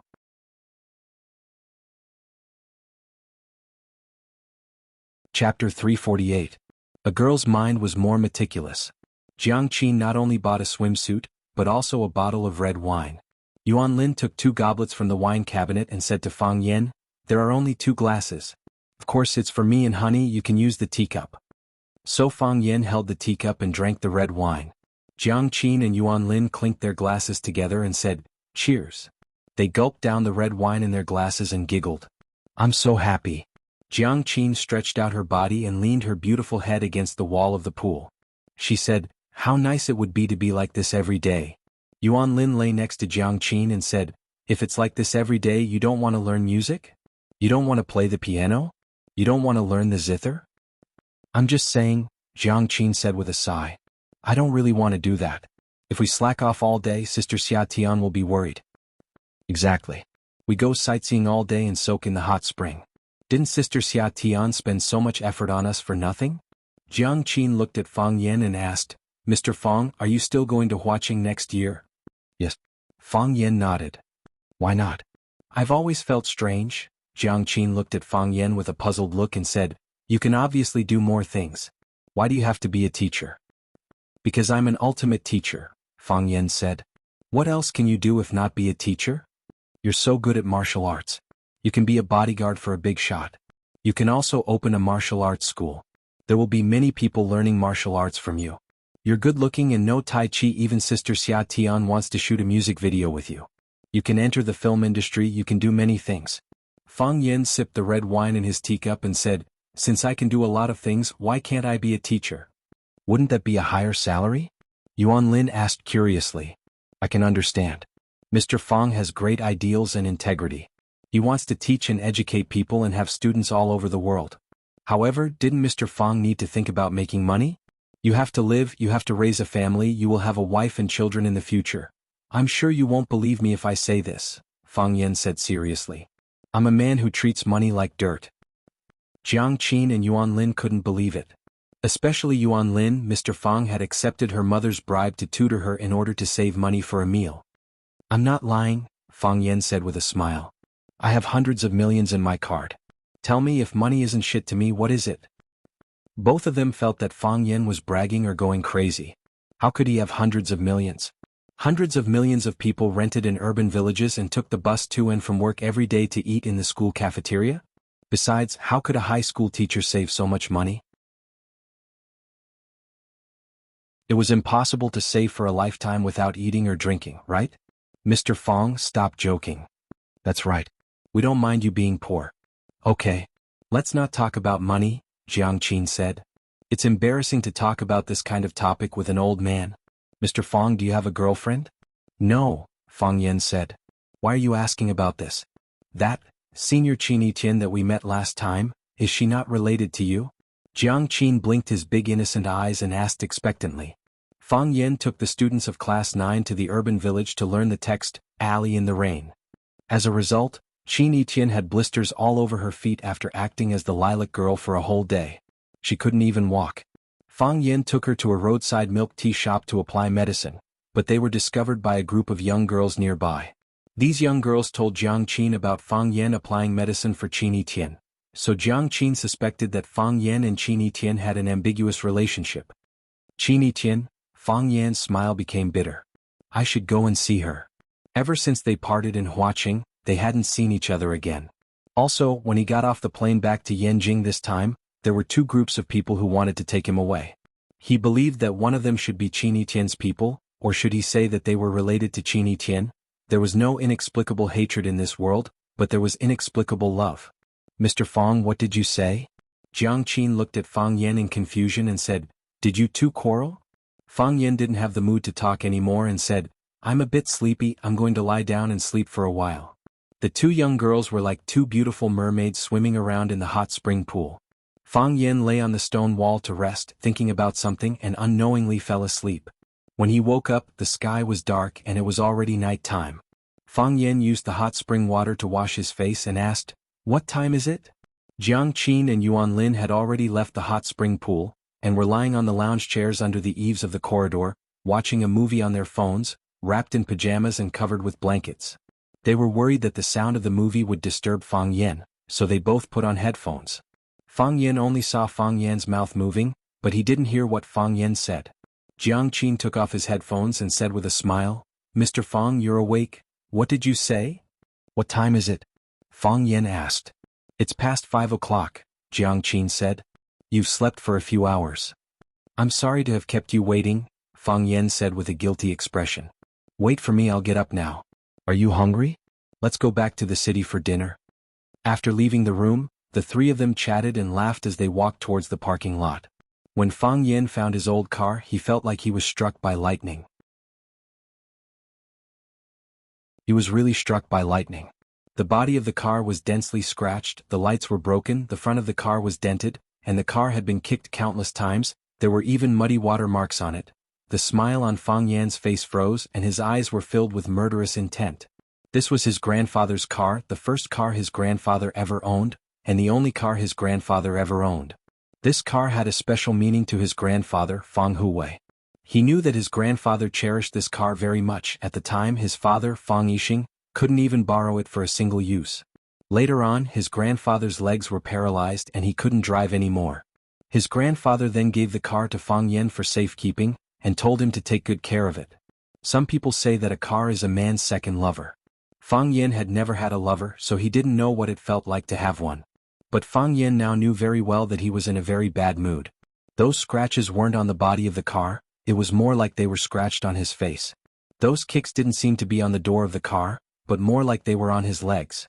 Lustful, Fang Yan said in a cold voice. Those bastards are really lustful. They're willing to do anything. Jiang Qin and Yuan Lin's faces were also pale with anger. They didn't expect someone to be so shameless. Hearing the meaning behind Fang Yan's words, Jiang Qin asked, Mr. Fang, do you know who did this? I can guess. Fang Yan said with a sneer, they followed us all the way. We went to eat hot pot, they also went to eat hot pot. We came to Tangshan, they also followed us. They've been sneaking behind us. I thought they were your senior brothers and you would see them often in the future, so I didn't bother to pay attention to them. I didn't expect them to be so bold and do such a low-class thing. With Fang Yan's ability, how could he not know that someone was following them? And not only Guan Yu and his men were following them, but there was also another group of unidentified people following them. The difference was that Guan Yu and his men's tracking skills were so bad that it was difficult not to find them. But the other group of unidentified people's tracking skills were extremely brilliant. They appeared and disappeared and they changed cars twice in a row on Tangshan Road. That was to say, at least a group of people were following them. These people were the ones that Fang Yan was really wary of. Guan Yu and his men were just a side character. In Fang Yan's eyes, they were just two big boys who fell in love with a girl in the same class. Whether it was for the sake of Jiang Qin and Yuan Lin's future studies, or for the sake of Xia Xia's face, he didn't want to have any disputes with them. He knew that they had arrived at Tangshan, and he also knew that they had arrived at this first-class hot spring. But this first-class hot spring was so big, if they could soak in it, why couldn't others? He didn't expect that they dared to vent their anger on Fang Yan's old car when they couldn't find them. Damn it. Mr. Fang, you mean, it was Guan Yu and his men who did it? Jiang Qin now understood who the murderer was. They followed us to Tangshan? Why would they do that? They usually look quite gentle, but it turns out that they are dogs in sheep's clothing. These two people are so annoying. Yuan Lin also said angrily. Shall we call the police? Arrest them. The parking lot was huge and it was freezing cold, so the security guards rarely patrolled outside. When encountering this kind of thing, They should naturally find the security guards of the first-class hot spring to solve it. The final solution was to pay some money. Fang Yen didn't want to let the two bastards go so easily. He squatted down to check the footprints on the ground, and then began to search forward. Jiang Qin and Yuan Lin wrapped their windbreakers tightly and followed behind. Jiang Qin couldn't help but ask, "Mr. Fang, what are you looking for? There are so many footprints and even car prints. Can you find them? Would they have run away long ago? After doing such a thing, they can't help but want to see my exasperated look. They probably won't leave now." Fang Yen suppressed the anger in his heart and said, "If my guess is right, they won't leave and they are not far from us." Fang Yen walked along the messy footprints for a while, then turned a corner and found the black Mercedes-Benz he had seen at the school gate.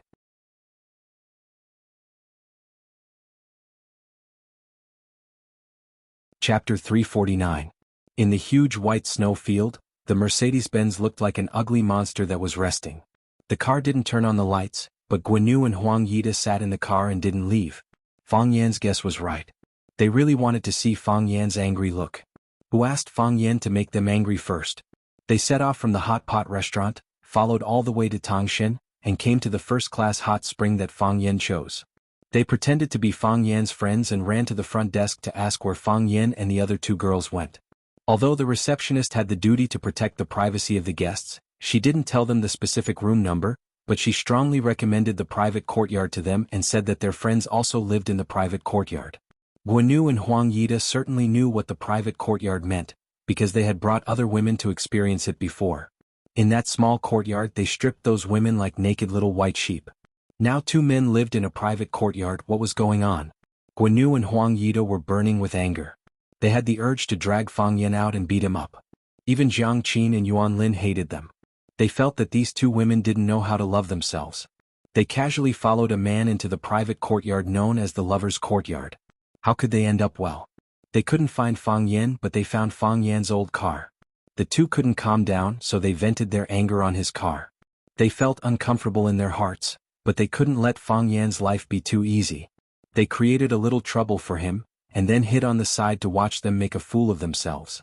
They would find a chance to teach the kid a lesson and find a way to push the two girls down on the bed. In their hearts, since Jiang Qin and Yuan Lin didn't know how to love themselves, they didn't deserve their continued love. Their position was just right so they could sit in the car and see what was going on around the old car.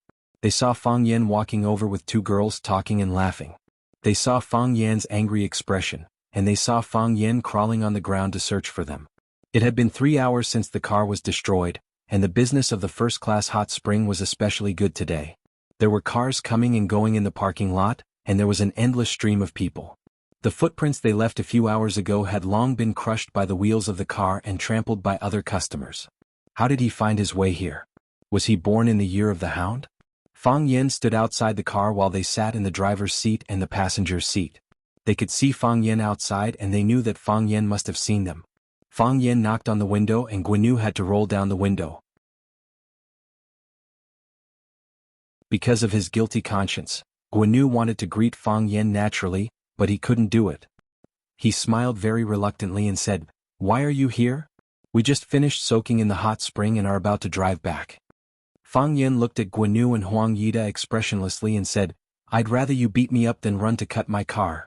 Guanyu's expression was slightly stiff and he said with a smile, "What are you talking about? I don't quite understand." "I'm a smart person and you're too stupid.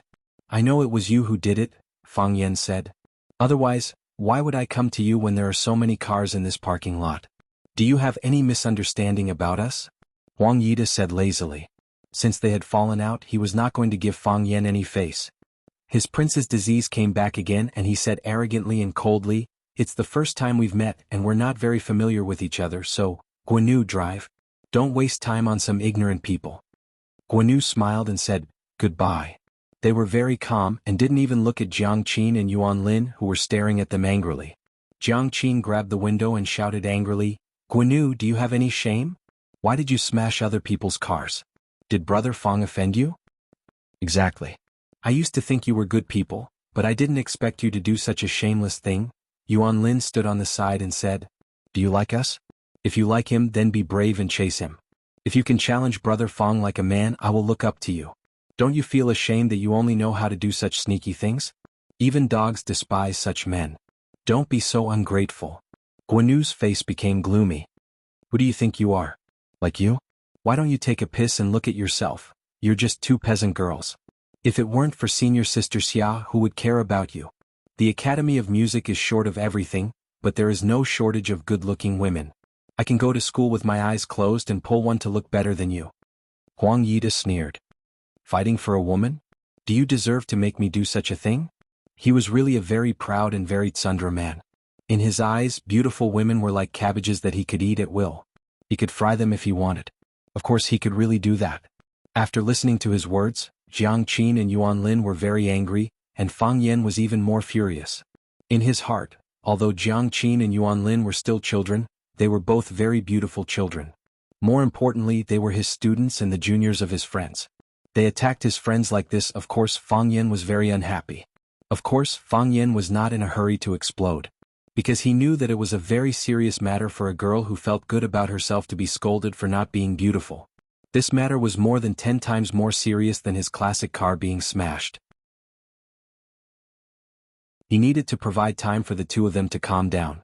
Sure enough, Jiang Qin and Yuan Lin immediately began to fight back. If that's the case, why are you following us like dogs? You invited us to dinner time and time again, and even when you were rejected, you still have to pretend to be gentlemen, Jiang Qin said. If we don't give him face, he is also shameless. When we go to the hot pot restaurant, they follow us to the hot pot restaurant. When we come to the hot spring, they come to the hot spring. How pitiful are they? On such a cold day, we are soaking in the hot spring in the yard and drinking red wine, while they are outside drinking the wind and eating the snow. Their days must be hard, right? Yuan Lin sneered. You two bitches, Guanu cursed. Jiang Qin and Yuan Lin's words did poke at their wounds. Waiting outside for a few hours really made the two of them feel like a year. Moreover, there was a sense of shame that they were not cared about. Two stupid women. Do you know what you have done? Huang Yida was so angry that he laughed. Do you know that what will happen next is out of your control? I will make you beg for death. Shouldn't I be the one saying that? Fang Yan said. You smashed my car and scolded my friend. Shouldn't I be the one looking for trouble? Get lost, Guanu scolded. He didn't dare to offend Huang Yida, but in his heart he really didn't care about a small character like Fang Yan. Who are you? If you make me angry, you will be the first to die. You really make me feel very conflicted, Fang Yan said. I originally thought that we should talk about the compensation first and then pay your mother back, of course. Let your mother come and sleep with you, Guanu scolded recklessly. Fine, Fang Yan said coldly. This problem is solved. Fang Yan grabbed Guanu's head and slammed it against the steering wheel. Clang! Before Guanu could fully react, his forehead had already hit the steering wheel. Fang Yan angrily hit with great force. Just one hit made his head bleed, and the blood flowed into his eyes, making it difficult for him to see. Clang! Fang Yan grabbed Guanu's head and slammed it against the steering wheel again. With just 2 hits, Guanu actually fainted. Fang Yan's action was too fast, and he couldn't even say a word of threat or beg for mercy. It was not until this time that Huang Yida, who was sitting in the passenger seat, reacted. What are you doing? What are you? He reached out and wanted to roll up the window. If Fang Yan didn't quickly pull his arm out, it would be crushed by the window glass. Click! Fang Yan's speed was faster, and he stood next to the main cockpit, directly locking all the windows. No matter how hard Huang Yida tried, there was no way to roll up the window. Fang Yan ignored Huang Yida, and one of his hands was still grabbing Guanu's head. He knew that Guanu had fainted, but this didn't mean that he had vented his anger. Clang! He slammed Guanu's head against the steering wheel for the 3rd time. Clang! The 4th time. Clang! The 5th time. As if he was addicted to doing this, Fang Yan grabbed Guanu's head and slammed it against the steering wheel again and again. When the steering wheel was crooked, he used his other hand to straighten it and continued to hit it. The Mercedes-Benz logo in the middle of the steering wheel was printed in the middle of Guanu's forehead, creating a triangular flesh hole on his forehead. Guanu's head was dripping with blood, and the steering wheel was also drenched with blood. Blood flowed on the ground and on Guanu's legs. It was a shocking sight. The narrow car was filled with the smell of blood, which made Huang Yida feel nauseous. As soon as Fang Yan let go, Guanu's whole body collapsed on the leather seat as if he was dead. Fang Yan took a tissue from the car to wipe the blood between his fingers. He looked at Huang Yida and asked, Do you know that the next thing is out of your control? I'm going to make you beg for death. This sentence should be said by me.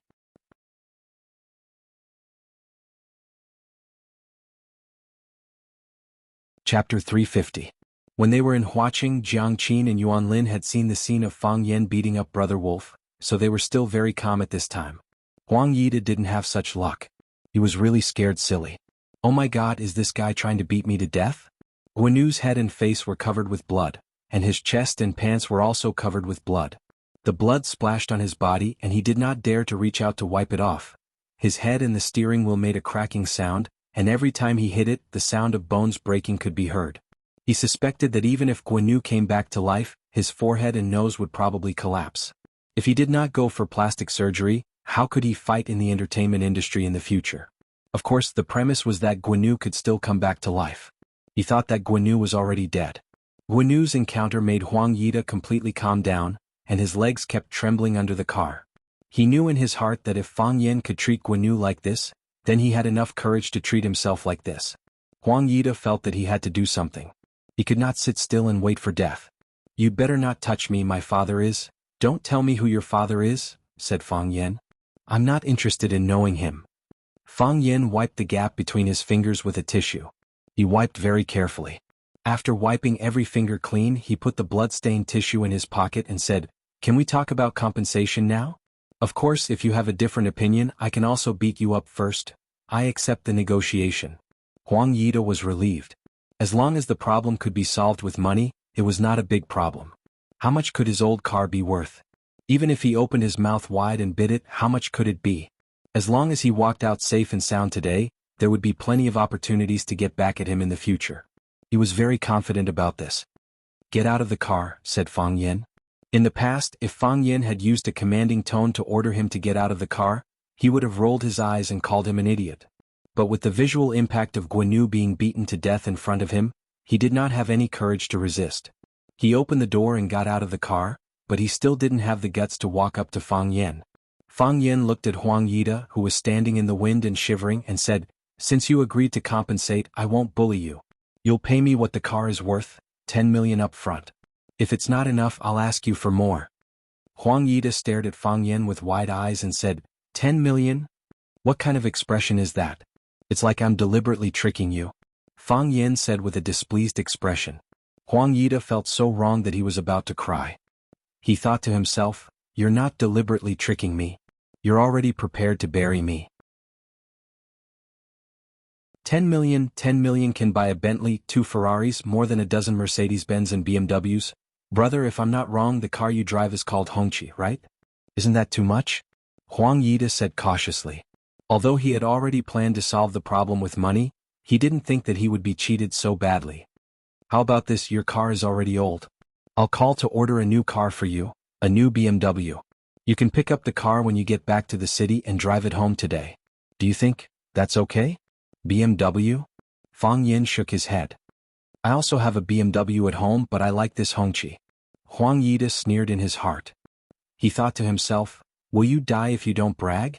You have a BMW at home, but you don't drive it. You drive such a broken Hongqi to pick up girls? Is there something wrong with your brain?"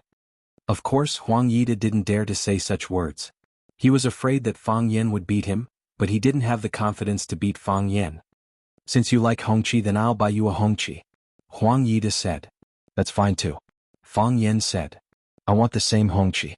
"Of course I'll buy you the same Hongqi." Huang Yida laughed in his heart. "This idiot, a BMW doesn't want a Hongqi. I really like your stupid acting." Fang Yen seemed to see through Huang Yida's thoughts and said with a smile, "I hope you can buy it.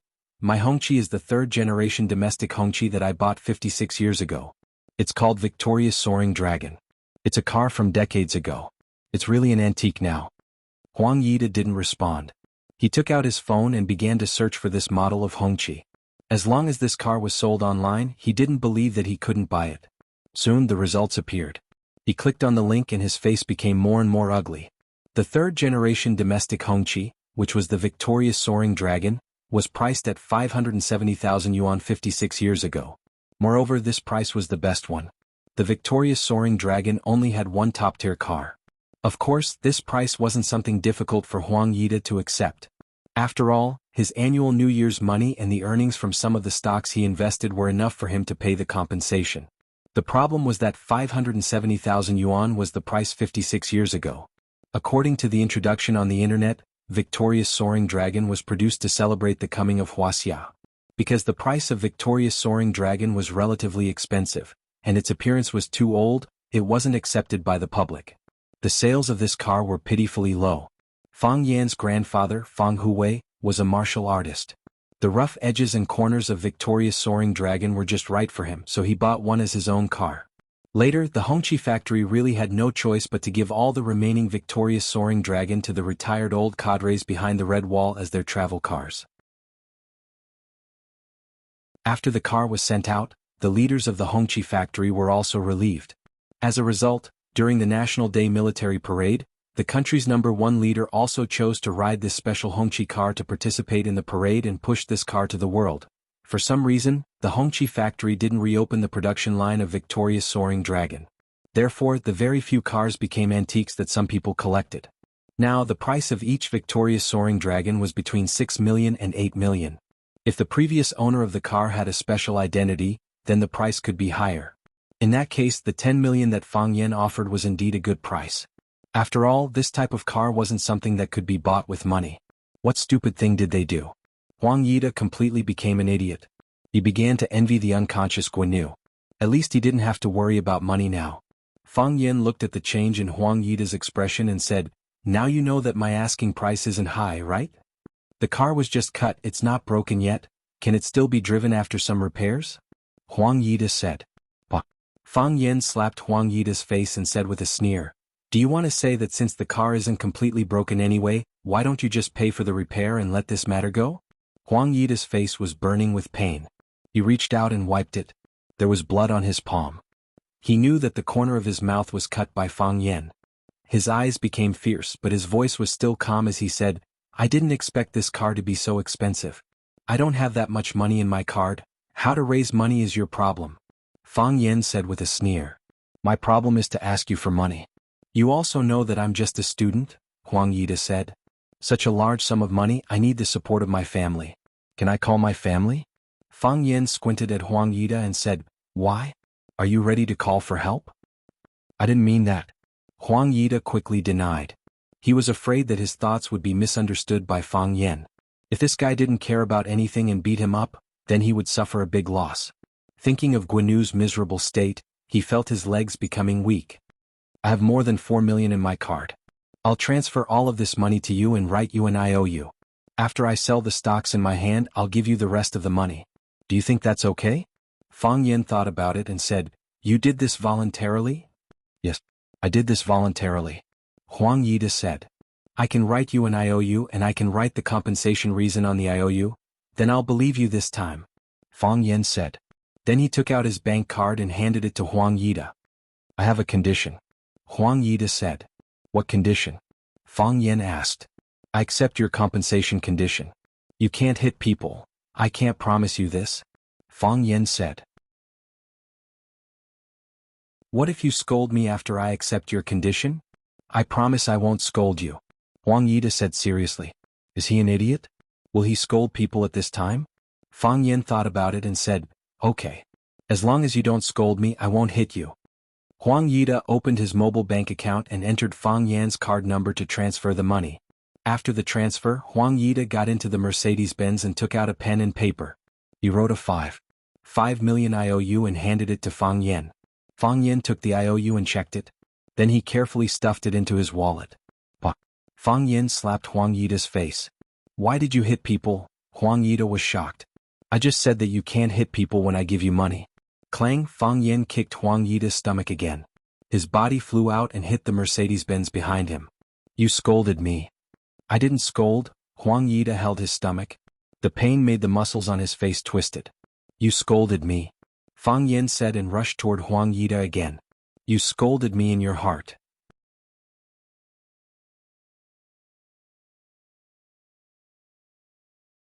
Chapter 351. Bang. Fang Yan punched Huang Yida on the left side of his face. Bang. Fang Yan punched Huang Yida on the right side of his face. "Hey, how dare you stare at me?" Fang Yan punched him in the mouth. "Mr. Fang, stop." Jiang Qin ran up and pulled Fang Yan's arm to stop him from hitting.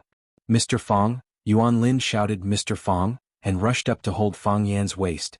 Yuan Lin's behavior made Jiang Qin very dissatisfied. You can stop the fight, but why did you hold him?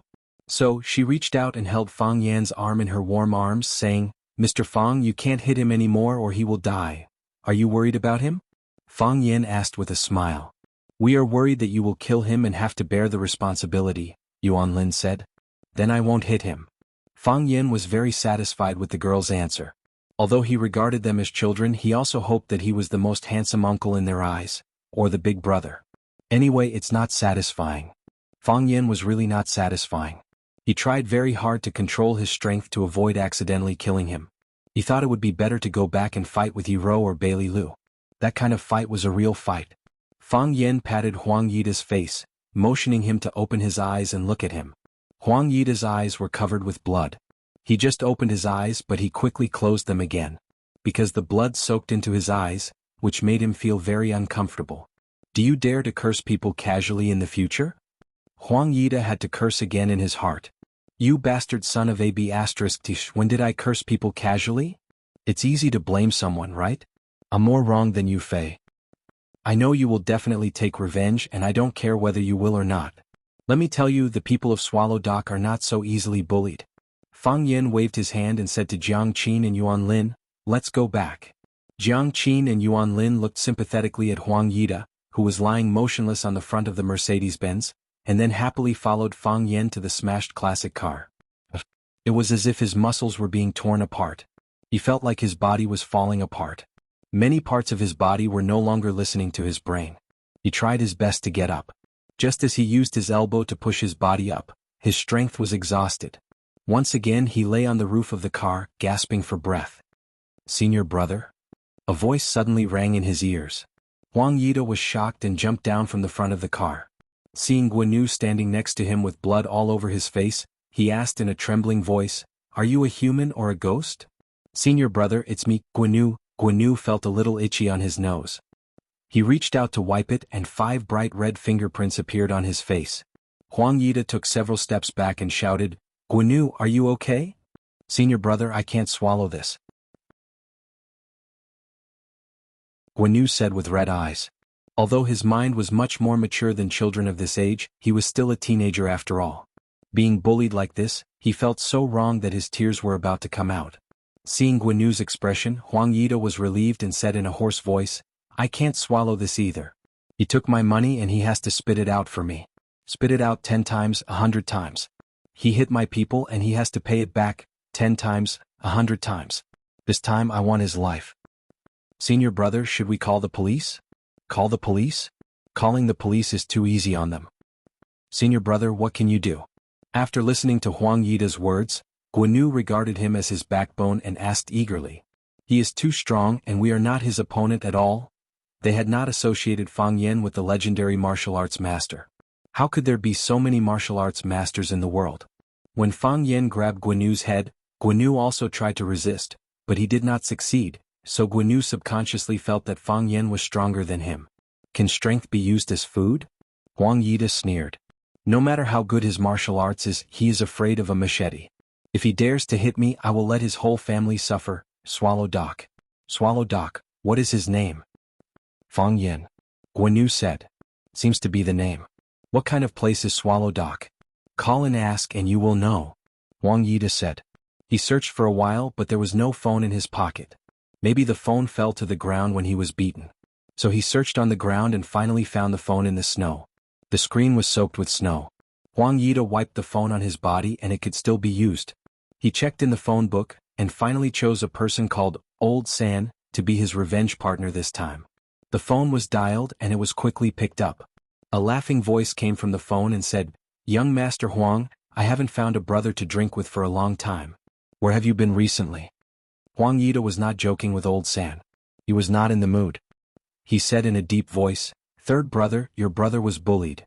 What? Bullied? In Yanjing City? Who dares to bully my brother? Old San asked in surprise. Third brother, I was careless this time. I came to Tangshan with my friends to soak in the hot spring, but we were blocked. Third brother, help me find a place. Swallow Dock. Have you heard of this place? Brother, you were bullied, this is a big deal. Don't mention Swallow House, even if it is Peacock House, I will burn it down. Where are you now? I will pick you up immediately. Then we will directly bring our brothers to Swallow House to avenge you. I don't believe that there are still people who dare to bully my old Sans brother. Today I will listen to third brother's arrangement. Us brothers will kill Buddha and gods will destroy gods. In this cold weather, Huang Yida finally felt a hint of ambiguity. He thought to himself, father really raised a good dog. Huang Yida said gratefully, third brother, I am in the parking lot of Tangshan Top Grade Hot Spring. My friends and I are injured, we may not be able to drive. Today we will rely on you, brother. Don't mention it. We are brothers after all, third brother said straightforwardly. Hanging up the phone, Guanyu asked with concern, senior brother, what did you say? Huang Yida opened the car door and sat inside saying, we will rest in the car, someone will come to pick us up in a while. Guanyu also opened the car door and sat inside saying, then Fang Yen, go to Swallow Dock and set them on fire, Huang Yida said fiercely. I want them to die without a burial place. Great, Guanyu said happily. Then catch those two little bitches, make them kneel down and sing Conquer to us. At that time I'm afraid their mouths won't have time to sing Conquer anymore, Huang Yida said with an obscene smile. Since they did something wrong they have to be punished. Since they don't want to accept a toast, then let them drink yellow soup. Stinking bitch, if it wasn't for those two would we be in this situation? That's right. Guanyu thought of the injuries he had suffered, and his hatred also surged. Don't fall into our hands or else? Huang Yida suddenly thought of a question and asked, when did you wake up? What? Guanyu was stunned and said, I just woke up. I hope so, Huang Yida coldly glanced at him and said. If Guanyu had woken up long ago and saw that he was being beaten but deliberately pretended to be dead and didn't want to come out to help, there was a big problem with this kid's character. The big tyranny at the front of the motorcade that was responsible for opening the road stopped, the first car stopped, and the 4 cars following behind all stopped. The door was pushed open and a long-haired man in leather jumped out of the tyranny car. He walked to the stone sign at the entrance of the village, looked at it and shouted, Swallow Fort, this is Swallow Fort, it's written on the sign. Get off. The bald man in the back seat of the tyranny car shouted into the walkie-talkie, and the cars behind all opened their doors. More than a dozen men in black jumped out with all kinds of weapons in their hands, and gathered towards the stone sign. The bald man grinned, revealing 2 big golden teeth in the middle, and said to Huang Yida sitting next to him with a smile, brother, this is Swallow Fort. A place where even birds don't shit. If it wasn't for the GPS, we wouldn't even know where this place is. Huang Yida looked at the group of men in black standing in the cold wind, and his confidence was unprecedentedly high, saying, third brother, I can't thank you enough. You've seen the grievances I've suffered, this is the most shameful day for me as a brother. Today it's up to you to make the decision for me. Guanyu's mouth was crooked and he pointed to the village and said, beat them. Beat them until their mothers can't recognize them. Today we'll follow third brother, and watch third brother take your iron-blooded brothers to kill gods and destroy Buddhas.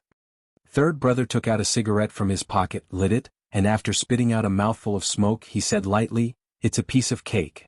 Third brother opened the door and got off, and Huang Yida and Guanyu also got off. In this desolate suburb, the cold wind was even colder.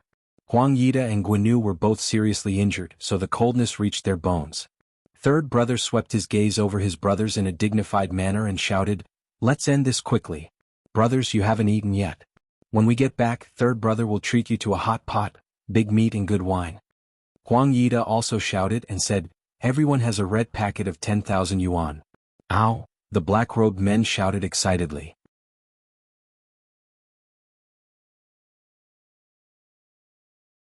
Chapter 352. It was getting later and later, the sky was getting darker and darker. The wind and snow that had stopped for half a day started flying again. The goose feather-like snowflakes and ice cubes inlaid a layer of protective film on the stone tablet. Most of the surface of the tablet was covered, only revealing a small area in the corner. Swallow Fort. The 3 big characters written in cursive script were the guiding light, telling Huang Yida, Guanyu, Sanyi and the others that this was the place they were looking for. Perhaps it was because of the long days or the wind and rain, this stone tablet was mottled and broken, like an ordinary old man that had almost melted into the earth because of his age. However, if they had a little more patience or if they carefully swept away the snow and ice on the stone tablet, scraped off the thin layer of ice, and carefully studied the words on the stone tablet, they definitely wouldn't have done such a ridiculous thing. But it could only be because they didn't do those things, so they were ignorant and fearless. To San Yi, in such a remote and ancient village, what kind of great person could there be? What kind of great person would be willing to live here? He had 2 popular bars in Yanjing, and he had dozens of underlings watching over them. He was one of the top figures in Yanjing's Grey Road. Although he often called himself Lao San, who wouldn't call him San Gu when they saw him. There were even some new lads who directly called him San Yi. San Gu was very proud. San Gu was very arrogant. To San Gu, this small village wasn't even enough for him and his brothers. Not only could he help Huang Yi to please his father, but he could also give some benefits to his brothers. This was a great deal. He raised his head again and blew a smoke bubble, saying loudly, "Brothers, did you hear that? We'll have enough meat and enough wine. Young Master Huang is benevolent and righteous, he can't bear to let everyone work for nothing. After we're done, he'll give everyone a big red packet of 10,000 yuan. Brothers, do you know what to do?" "Yes," a burly man said with a smile. "We'll go wherever young Master Huang points. Whoever offends our young Master Huang, will take his life. Young Master Huang, just wait and see. We brothers won't eat and take money for free." Third brother waved his hand, motioning for everyone to quiet down. He said, "We are looking for a kid from Swallow Dock called Fang Yan. Let's ask a villager first. Once you find him, beat him half to death and hand him over to our young Master Huang." "Understood," the gangsters shouted in unison. Third brother waved his hand, and the group of black-clothed men with knives and cudgels walked into the village. Quang quang quang, black shirt, black pants, black leather boots. Marching into the village in such a large group, it looked extremely powerful and imposing. Third brother turned around to look at Huang Yida and said, "Brother, shall we also follow and watch?" Huang Yida stomped his feet and cursed, "What kind of shitty place is this?" It was so cold that he almost froze. "You can't not exercise." "Third brother, there's an old man in front." A hooligan pointed at a hunchbacked old man in front of them and said. The old man was wearing a thick sheepskin coat, with a dung basket in his left hand and a dung rake in his right. He was walking towards the village step by step. "Go ask for directions," third brother said. The long-haired man quickly ran in front of the old man and shouted, "Old man, I want to ask you something. Is there a guy called Fang Yan in your village?" The road ahead was suddenly blocked by someone. The old man slowly raised his head and looked at the long-haired man, asking, "What did you say?" The old man's voice was hoarse as if he was using all his strength, but it wasn't enough. As soon as it flew out of his mouth, it disappeared. "Old man, I want to ask you something. Is there a guy called Fang Yan in your village? Fang Yan, do you know Fang Yan?" Longhair couldn't help but raise his voice. "What did you say? I can't hear you." The old man covered his ears with his hands as if trying to block out the howling wind. Longhair helplessly turned around and said to third brother, "Third brother, this old man is deaf. He can't hear me." "You're the deaf one."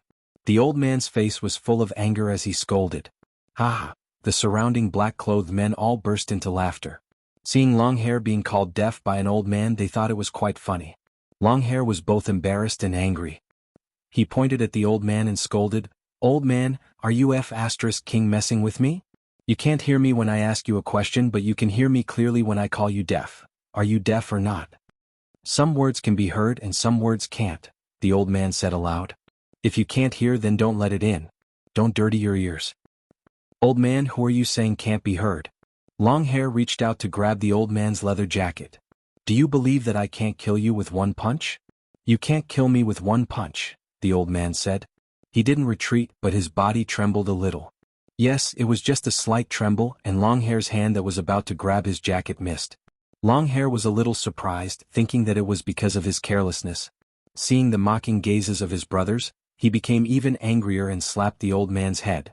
If this slap landed with the old man's old and decaying body, he would probably faint on the spot. A miserable cry rang through the night sky and tore apart the tranquility of the village. It wasn't the old man who shouted because his voice wasn't that sharp and loud. It was the Longhair who had attacked. He was the one who slapped the old man's head, but in the end, it was the old man who hit his face with the feces rake in his hand. Longhair covered his face, which was gouged by the feces rake, and screamed. The black-clothed men who had gathered around to watch a joke were all dumbfounded, not knowing what had happened. "Cripple this old thing," someone shouted after coming back to his senses. A man with a buzz cut raised a steel pipe and smashed it at the old man. The old man raised his hand and slammed the feces basket on his head. The animal feces inside poured over his head and face. He jumped and wiped with all his might, but the stench was still overwhelming. He rolled on the ground, trying to use snow to wipe off the feces on his body. Someone is bullying great-grandpa. A strong-looking child stood at the entrance of the courtyard peeing and shouted after seeing the scene in front of him. Thus, two women rushed out of the house with a spatula and a rolling pin in their hands. The woman with the spatula slapped the face of the young man with the machete. The old lady with the rolling pin was even more ferocious. She threw the rolling pin in her hand from afar. The rolling pin flew towards the crowd with a whistling sound. Bang! The two black-clothed men were hit by the rolling pin. The one who was hit in the face screamed and fell to the ground, while the other one who was hit in the head directly fainted. This was the prelude to the battle. Wooden doors opened one after another, and countless men, women, and even children ran out of the houses. "I'll poke your eyes, dash." A beautiful little girl used two dragons' dazzling eyes to poke the black-clothed man's eye socket. "You dare to hit my seventh granduncle? I'll fight you, dash." A hot-tempered young man sent a black-clothed man flying with a punch. Before he even landed, he pounced on him again. So what if he's a hooligan? What's so great about being a hooligan? Aren't hooligans supposed to be bullied? A middle-aged man wearing a white gown threw out a punch with every curse. The black-clothed man was like a human dummy in front of him, and had no chance to fight back. "Big brother." A little boy patted the black-clothed man's knee and shouted with a childish voice. The black-clothed man lowered his head. The little guy stuck out his tongue and said, "I want to play with your bird, dash." The man covered his crotch and let out a tragic cry. There were too many villagers who ran out of Swallow Fort, and the dozen hooligans that third brother brought with him weren't enough. At first, it was a dozen hooligans bullying an old man, then it was a villager from Swallow Fort against a hooligan, and finally it was a few villagers ganging up on a hooligan. There were even some who tried to snatch him away. "Grandma Lee, you're old, this kind of fighting and killing isn't suitable for you. Leave these little thieves to me." First wife of the Lin family, you're pregnant with a baby, you need to take care of it, don't touch it. Come, leave the one under your hand to me. Don't worry, I'll beat him up however you want. Urguzi, you little boy, get out of my way, your father didn't even get one, what are you doing here? In the end, the old man who collected dung had nothing to do. He picked up his dung rake and basket from the ground, shoveled the animal dung on the ground into the basket again, grinned and said, "During the war, the army didn't dare to enter Swallow Fort. It's been hundreds of years and I've never met a hooligan. This old man has lived for so long, but it's the first time I've encountered something like this.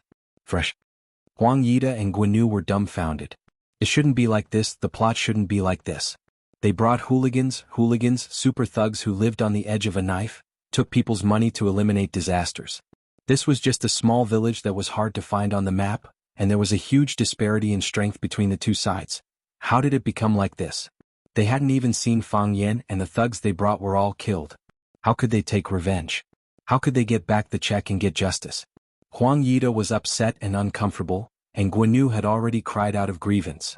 Third brother couldn't believe what had happened in front of him, and he didn't wake up until the butt of the cigarette in his mouth burned his lips. Have we been tricked? Third brother turned to look at Huang Yida and Guinu, and asked with an unkind expression. Huang Yida's face was extremely embarrassed and he nodded and said, "It's very likely that he deliberately told us this place just to lure us here for revenge. Let's just run," Guinu said with a sad face. Unfortunately, they couldn't run away. The villagers who had defeated the bodyguards in black had already surrounded them in the middle. You're tuning in to the Han Lee's Wuxia Chronicles YouTube channel. We're so grateful for your support, and don't forget to subscribe to join us on this incredible journey through captivating stories.